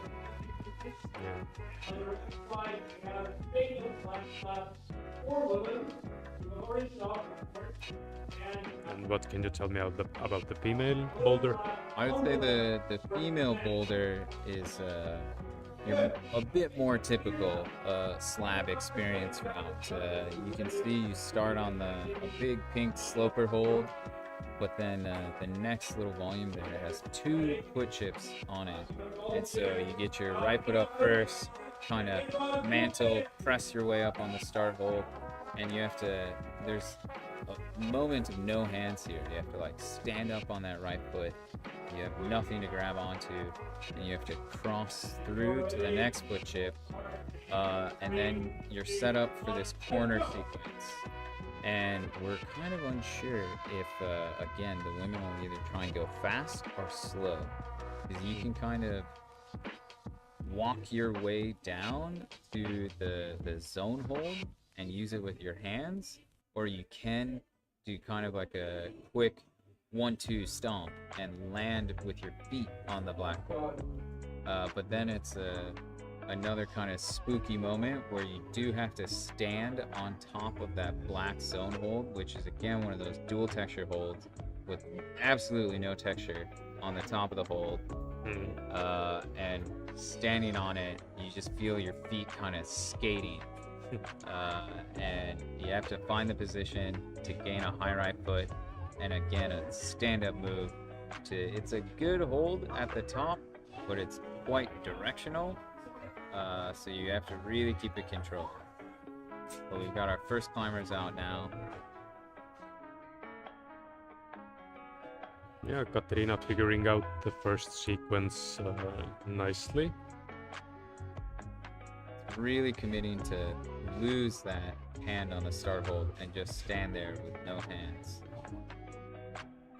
But she found a sneaky little toe hook, it looks like, on the volume to help get stood up.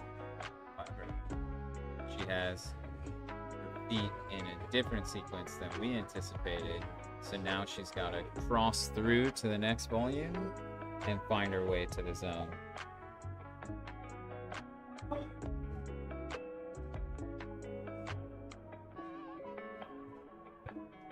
Edmar has had a couple attempts on this already. Looks like he's struggling a little bit finding his way to the zone, but it's still early.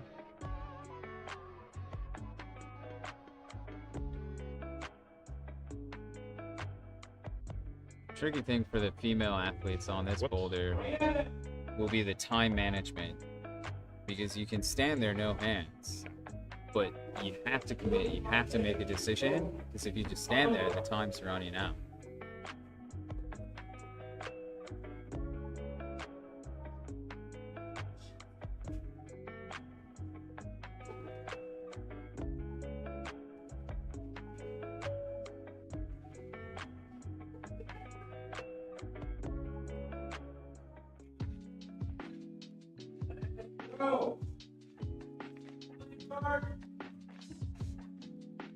Ooh, Edward was pretty close there.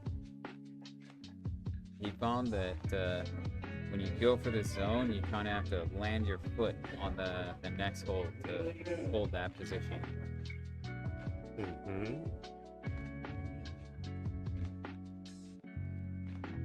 Looks like Katrina is trying the same setup here on the slab.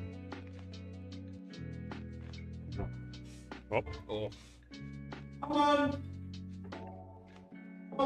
This is also the last boulder, and with the men coming out with a fast move, this is something the athletes should be throwing themselves at it, going for it. Because Edward can do this.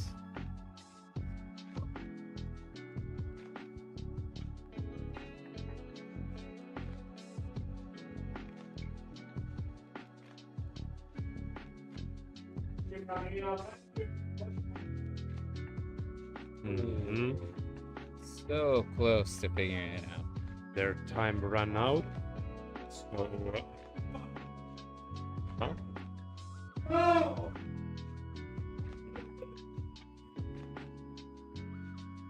So Edward finished with one zone today evening, but as mentioned, just for him to reach the finals is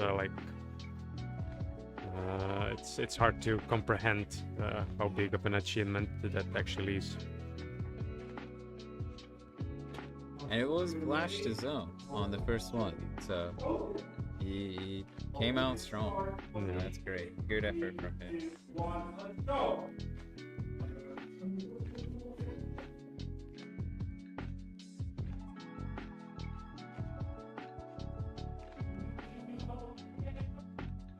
So we have Rebecca and Oleg Zamfir on the boulders.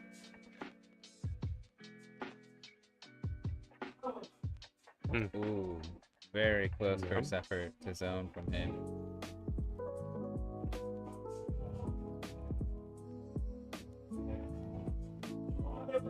Ooh. Very nice. Yeah, like the announcer said, wonderful footwork. She made that look pretty easy, and I would say it's not.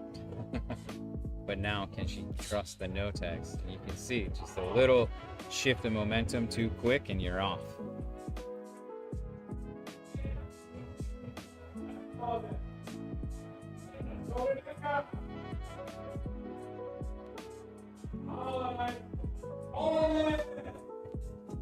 Yes. Oh. Alex was so close to sticking that zone hold. But we've got Rebecca back in the slab. Mini move to zone.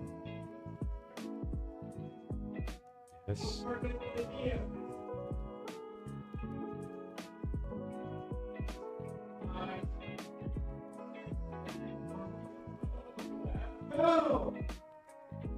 Very smart from her, trying to avoid the no text as long as she can.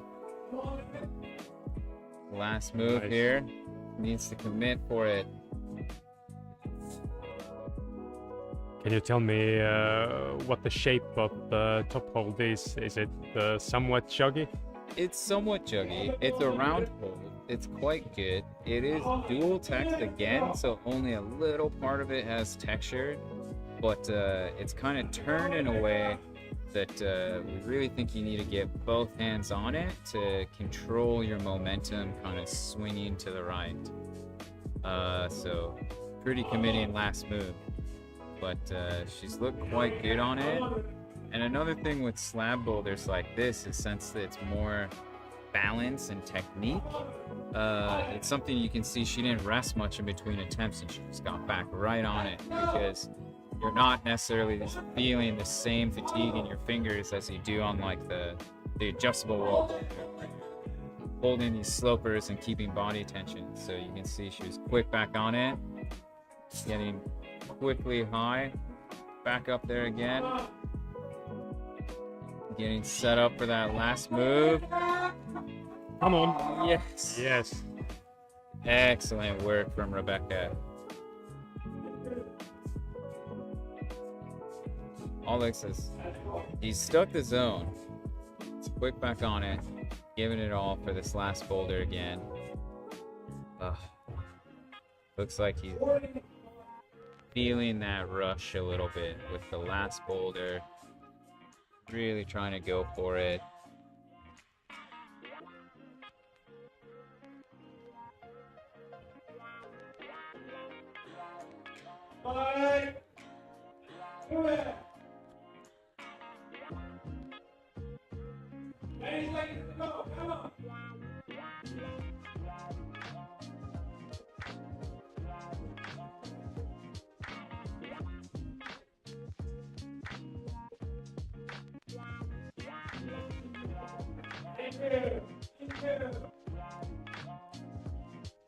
Excellent effort from him.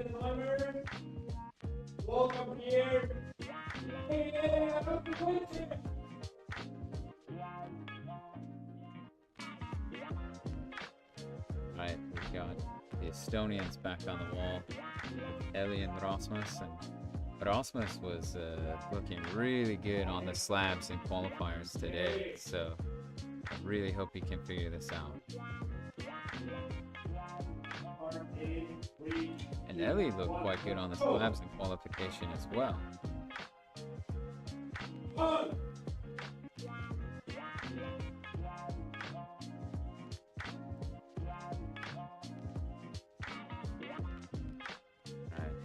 Like Rasmus is first one to pull on here. See if he can figure out this jump move to zone. Looks like he's figured it out. He's got the right idea. The timing was just a little off there.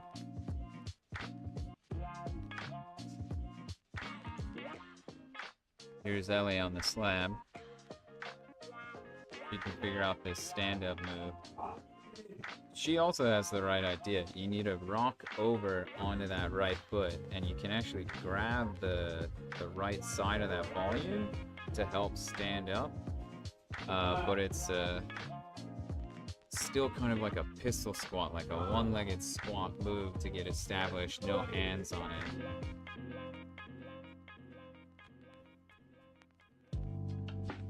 So a little early struggles from them.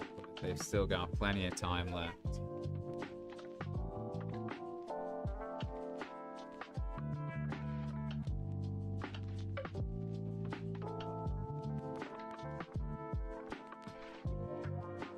Oh. Rasmus was looking good on that.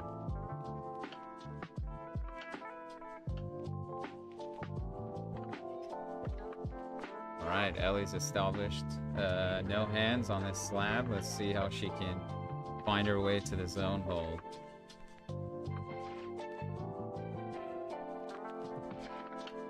Yeah, what Rebecca did differently is used her right palm for the right-hand side of the dihedral.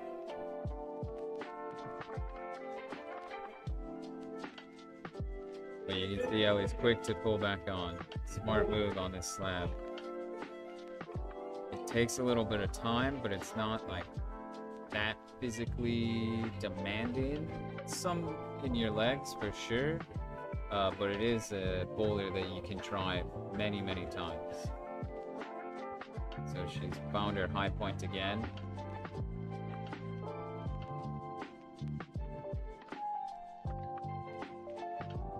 Oh, that was interesting. Trying to step through to zone. Rasmus getting close on the first move. The zone move. Yeah, he's had a couple of close attempts. It is a tricky move because you have to kind of find a way to get around that giant volume.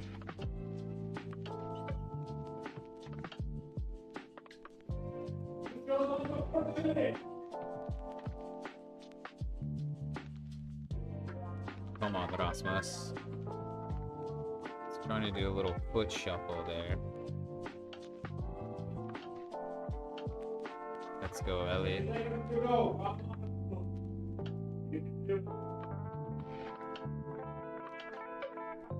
Let's see if she tries something new. Try and find a new way to get over to zone. Oh, yes.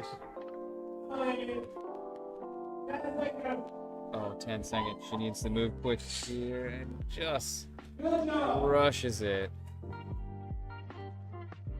Oh. And a challenge for Rasmus.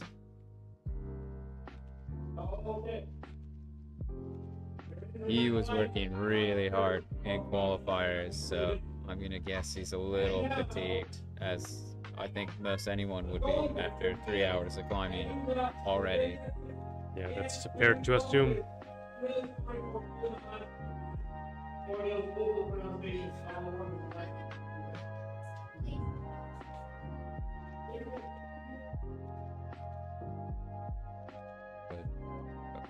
Rasmus has finished with one zone.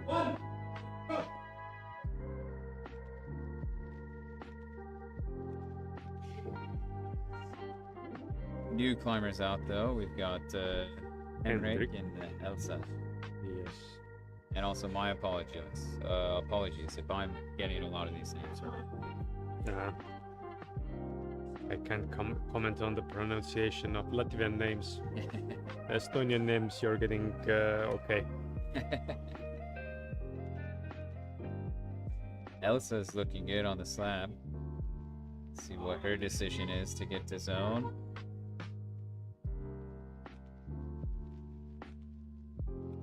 Wow.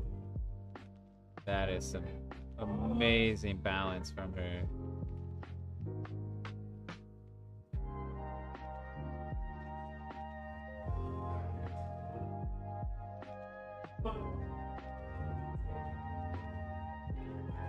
Let's go. This is the terrifying moment. She's standing on top of that hold that has no texture where she's standing. It was Rebecca that had the really wise idea to get her foot lower in the textured part in order to build her left foot on top of that hold. But Elsa's got both feet on it. She's figuring out. Oh! Henrik's got zone. Excellent. It's fine. Oh, he's figured it out.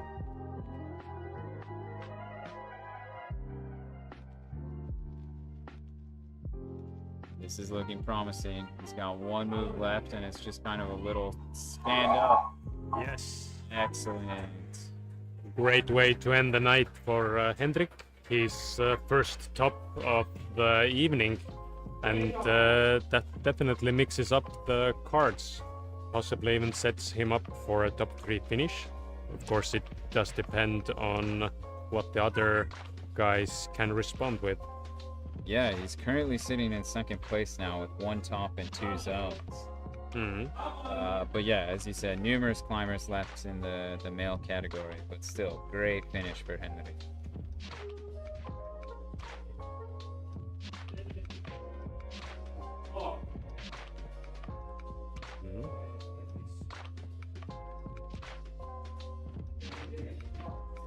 Elsa quickly pulled on.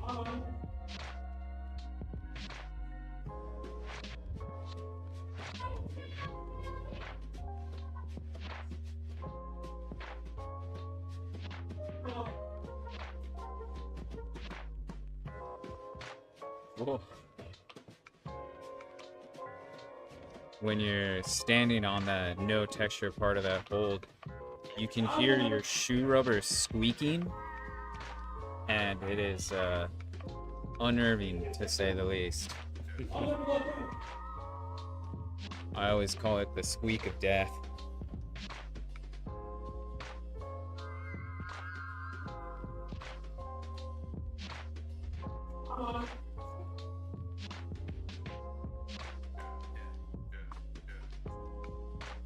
But she's back up there quickly again.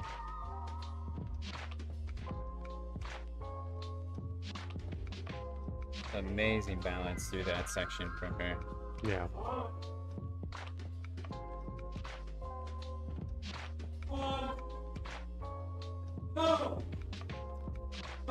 Can she keep it controlled? Oh, she's got it. She's got it. Come on. Ever so close.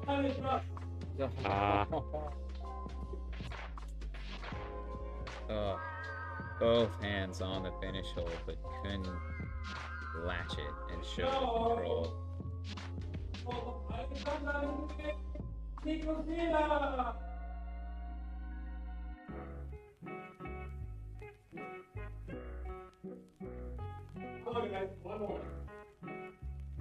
Alexandra is, after the 3rd round,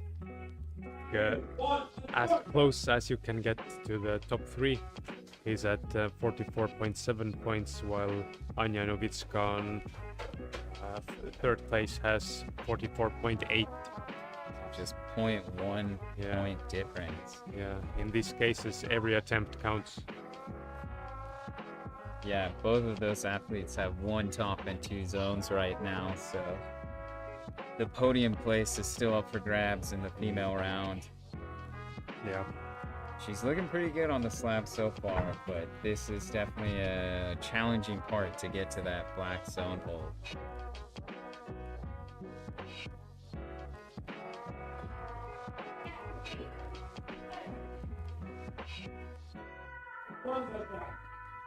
Mikus has tried the blue starts a couple of times. Hasn't quite figured it out yet, but plenty of time left. Let's see what Alexandra can figure out in this little corner part.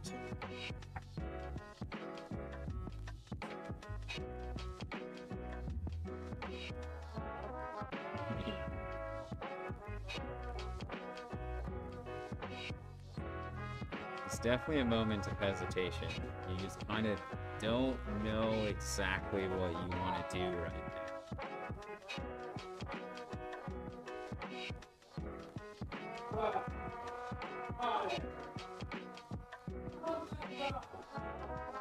Whoa. Something different from Alexandra.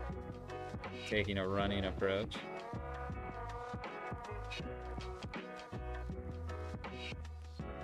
See what Nikus can figure out.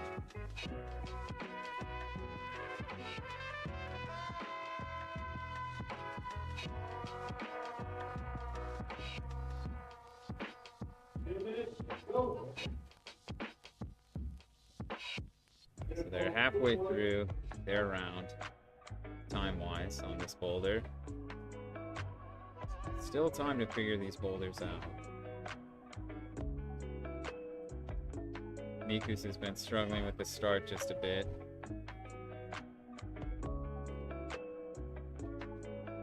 It looks like Alexandra still doesn't quite know what she wants to do here.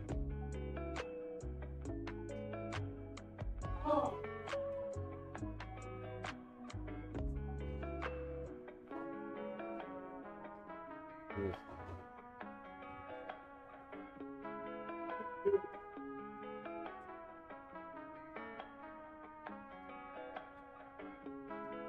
Yeah, the start of this blue, you kind of fit in between these volumes, and you're really leaning into the ball with your hips close.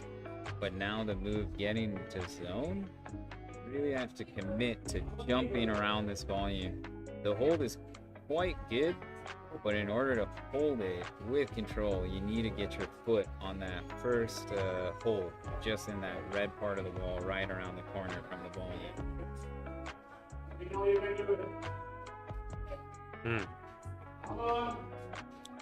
He's looking a little tired, it looks like.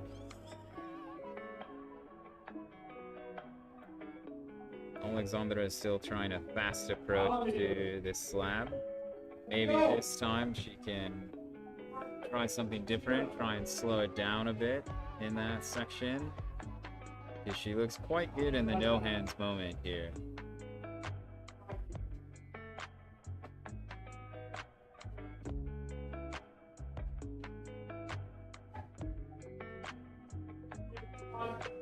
Yeah, Alexandra is still sticking to the running approach, which didn't prove to work. Unfortunately not. And time is up for those athletes, so on to the next.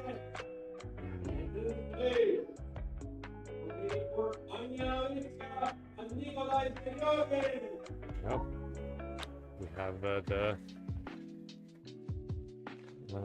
three last climbers from both categories yet to come out. Nikolai is at the third place currently. We'll see if he can maintain it, or perhaps even mix the cards once again and raise his place. Yeah, if Nikolai can get to zone within a couple of attempts, he can jump up to second place.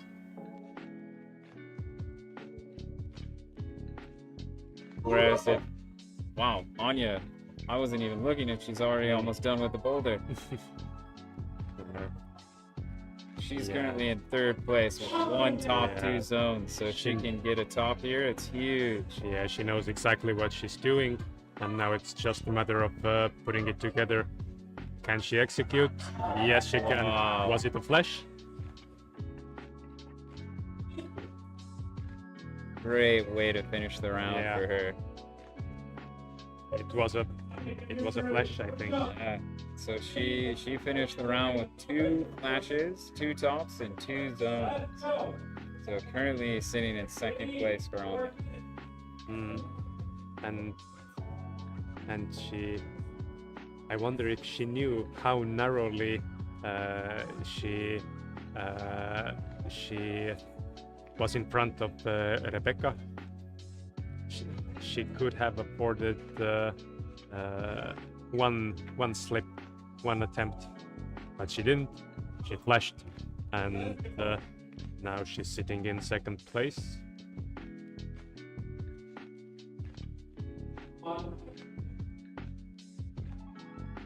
Which at this point, I think nobody can take away. There's only Elsa and Julia still yet to climb. Okay, but let's focus on Nikolai at the moment. Nikolai would need at least zone, I think, to really secure his 3rd place, because we still have Alexander and Roland's coming up, and Alexander can well make a difference still. And he was the only athlete to top the first boulder that was a slab. So if he can get to zone here, that'd be great for his points. But if he can get to that slab section, I think we have hope. I think he could figure out the top.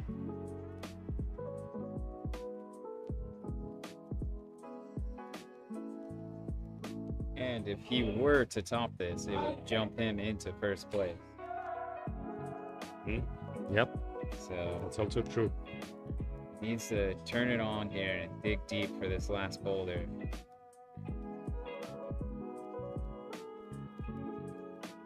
Let's go, Nikolais. 1 minute to figure this out.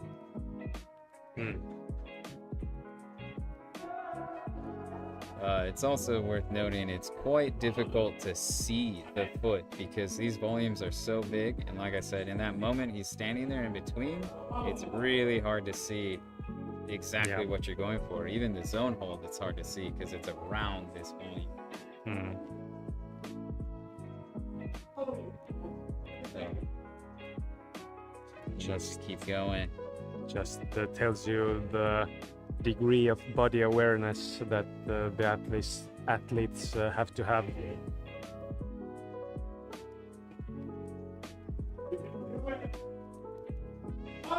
Let's go. Probably his last attempt here.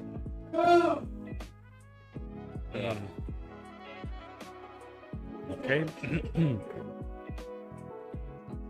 Excellent work from him coming out with the early top on the first one. So good fight from Nicholas.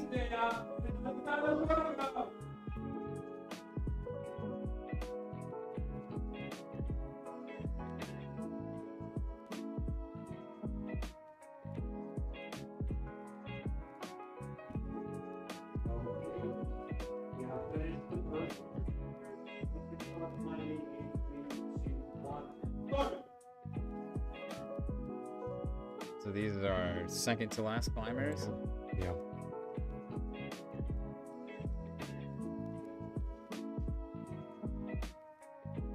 Currently, Alexander is in 4th place with 3 zones.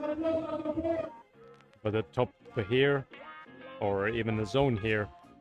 If he gets zone here, it'll jump him up into a podium position. Yeah. But if he can get a top, it would even jump him all the way up to...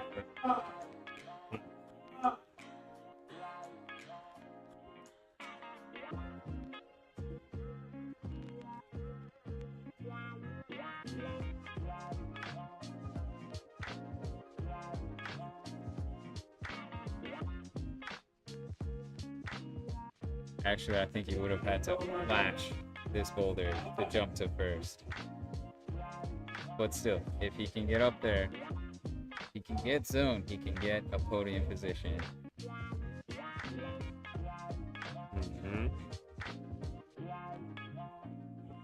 but it's not coming easy for him.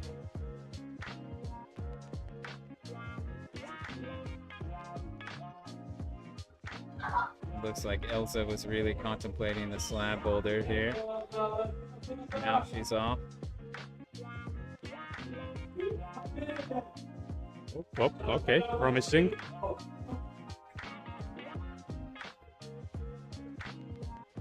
Elsa's through the step-through section of this no-hand slab boulder into the tricky corner transition. Yeah. All right, Alexander has got zone. So that pumps him up to 3rd place already. Let's go. Yeah. Yeah, he won't stop here. This is still quite a difficult. He's got a, yeah, he has to match feet on that right hold, and I think his right foot was just a bit too turned in. But here's Elsa getting high on the last slab boulder. She's got control of that zone. See if she can figure out the last move. She needs to change her feet. Step that right foot up.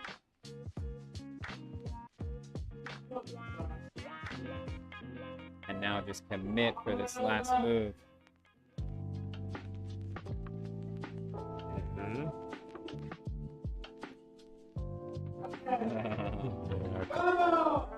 Let's go, let's go, let's go. Yes. Yes. What an effort.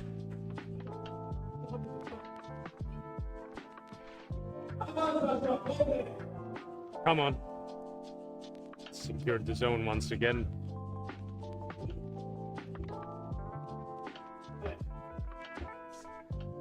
A brilliant finish for Elsa, but it did not get him higher than the 4th place, which in this competition is still a brilliant effort.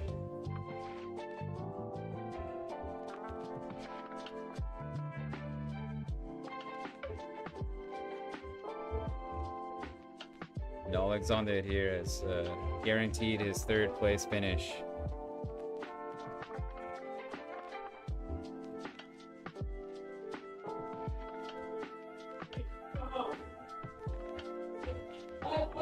See what he can do in his last effort. He needs to pick up the pace, though.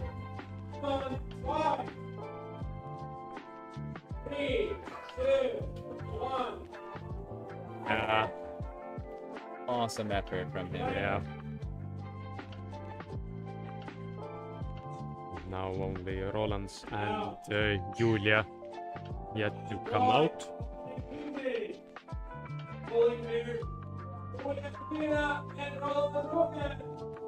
And they don't know it yet, but they are in 1st place. Yeah, depends what the atmosphere in the isolation zone is like. I think they speak freely to each other. They know what's up. And you can interpret a little bit from the reactions you get from the crowd, but it's not over till it's over. These are quite dedicated athletes. They're still gonna give everything they got on this last boulder. Roland's has proven how good he is on the slab time and time again.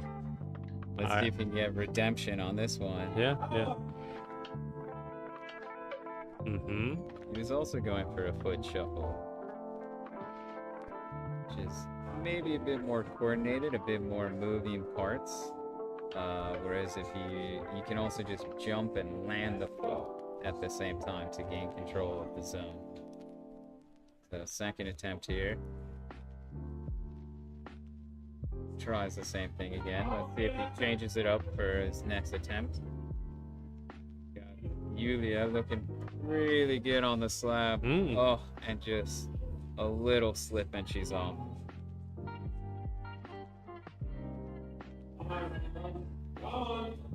It's good to hear the crowd getting behind these athletes now too.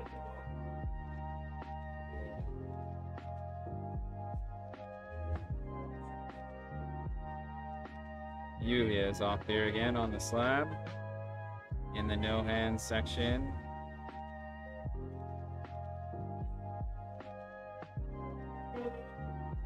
See if she can figure out this tricky corner transition.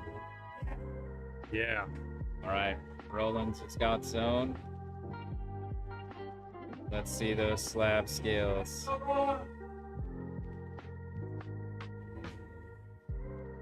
Looking pretty casual for him.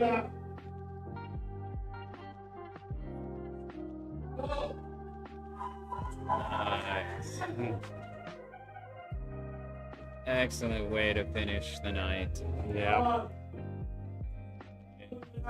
He has won the event for the males with, Yep. I believe, 2 tops and 2 zones. Yeah, exactly. Henrik Blomqvist on second place with 1 top and 2 zones, and Alexander Shorikov on the third place with 4 zones. And zones on all boulders is always something you should be proud of. Yeah.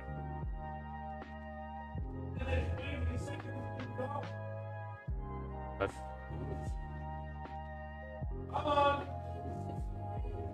It would be really amazing if Yulia could do this, because then she would have topped every boulder.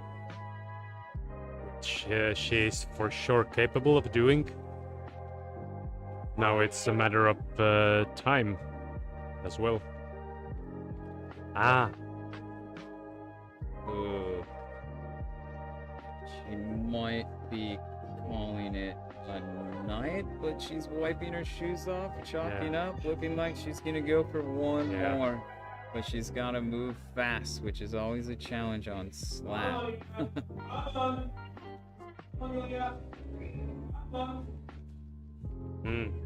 Yeah, you can see that leg getting tired. yeah.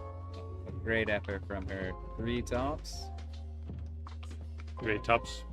but still not quitting yet. Yeah. Fighter. That's awesome to see. Yeah.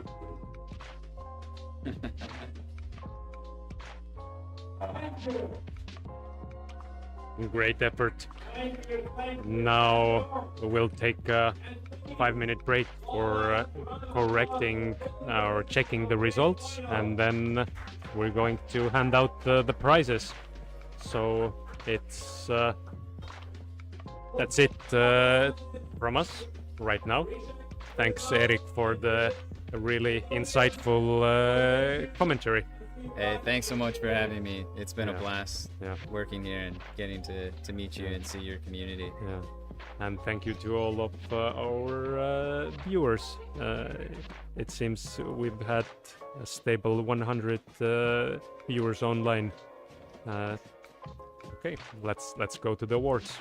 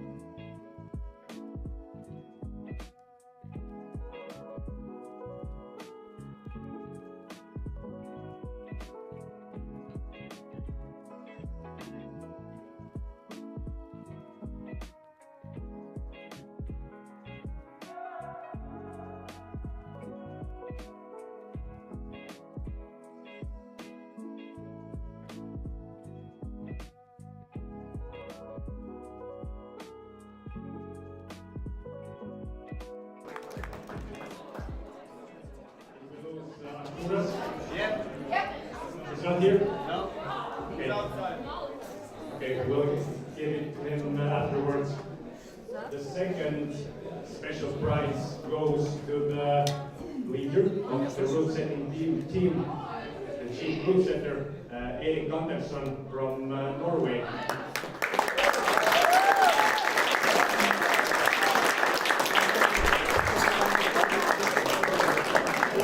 Erik here. If he's not, then after the award ceremony we'll find a minute to ask all the Routesetters on the stage anyway. But we still have three other special prizes. One goes to I call this prize most skill lost. So it goes to the athlete who did the most attempts during qualification, and if I'm not mistaken, it was one U17 boy who did 40 attempts on route number 37, and he accomplished it, and he was only one of two athletes to do it, so it was wildly impressive. There's a good video of that on Instagram also, so it goes to Taul.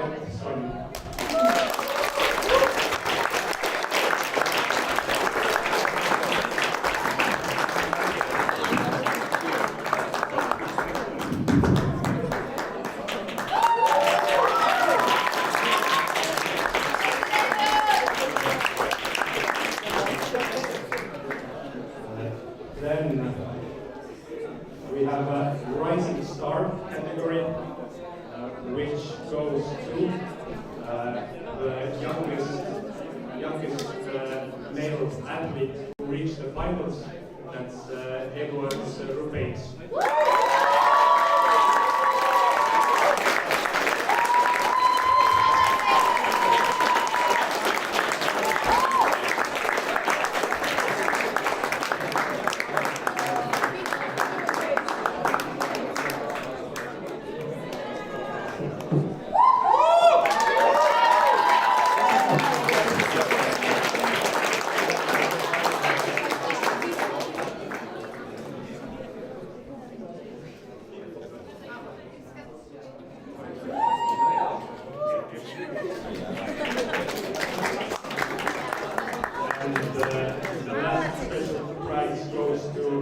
Performance of the night. This prize will go to any one of the finalists, but if we look at the amount of tops with the least amount of attempts, then it should go to Julia Sirina.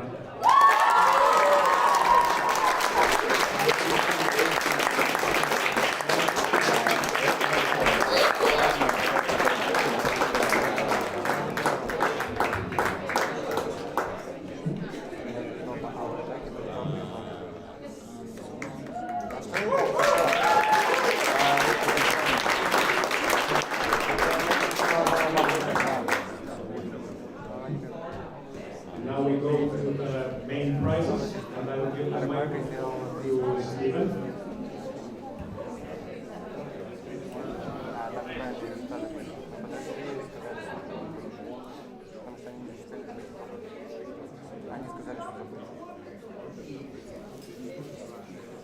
Okay, so let's start with prizes. Final over here, because my memory is not perfect. And we'll go for all categories. I will start with juniors. And we'll start with the girls. So, in the junior category for female, the third place goes to Hanna Ishina.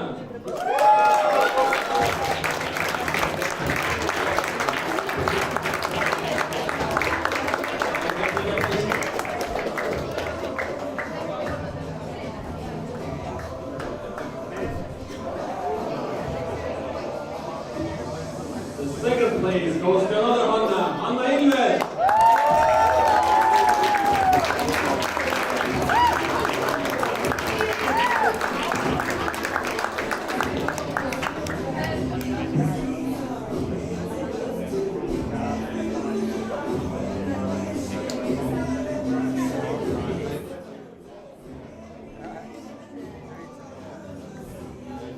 And the first place goes to Venezia Yuslenko.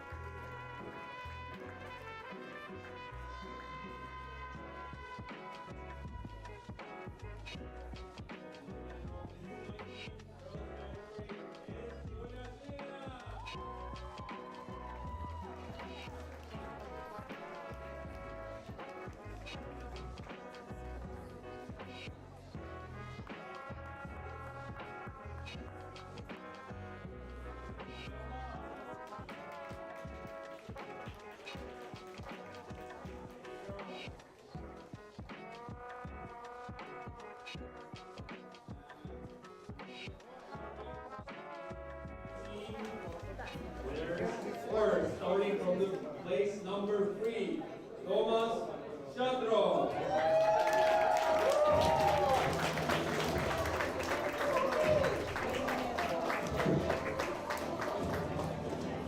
Second place goes to Mika Steven.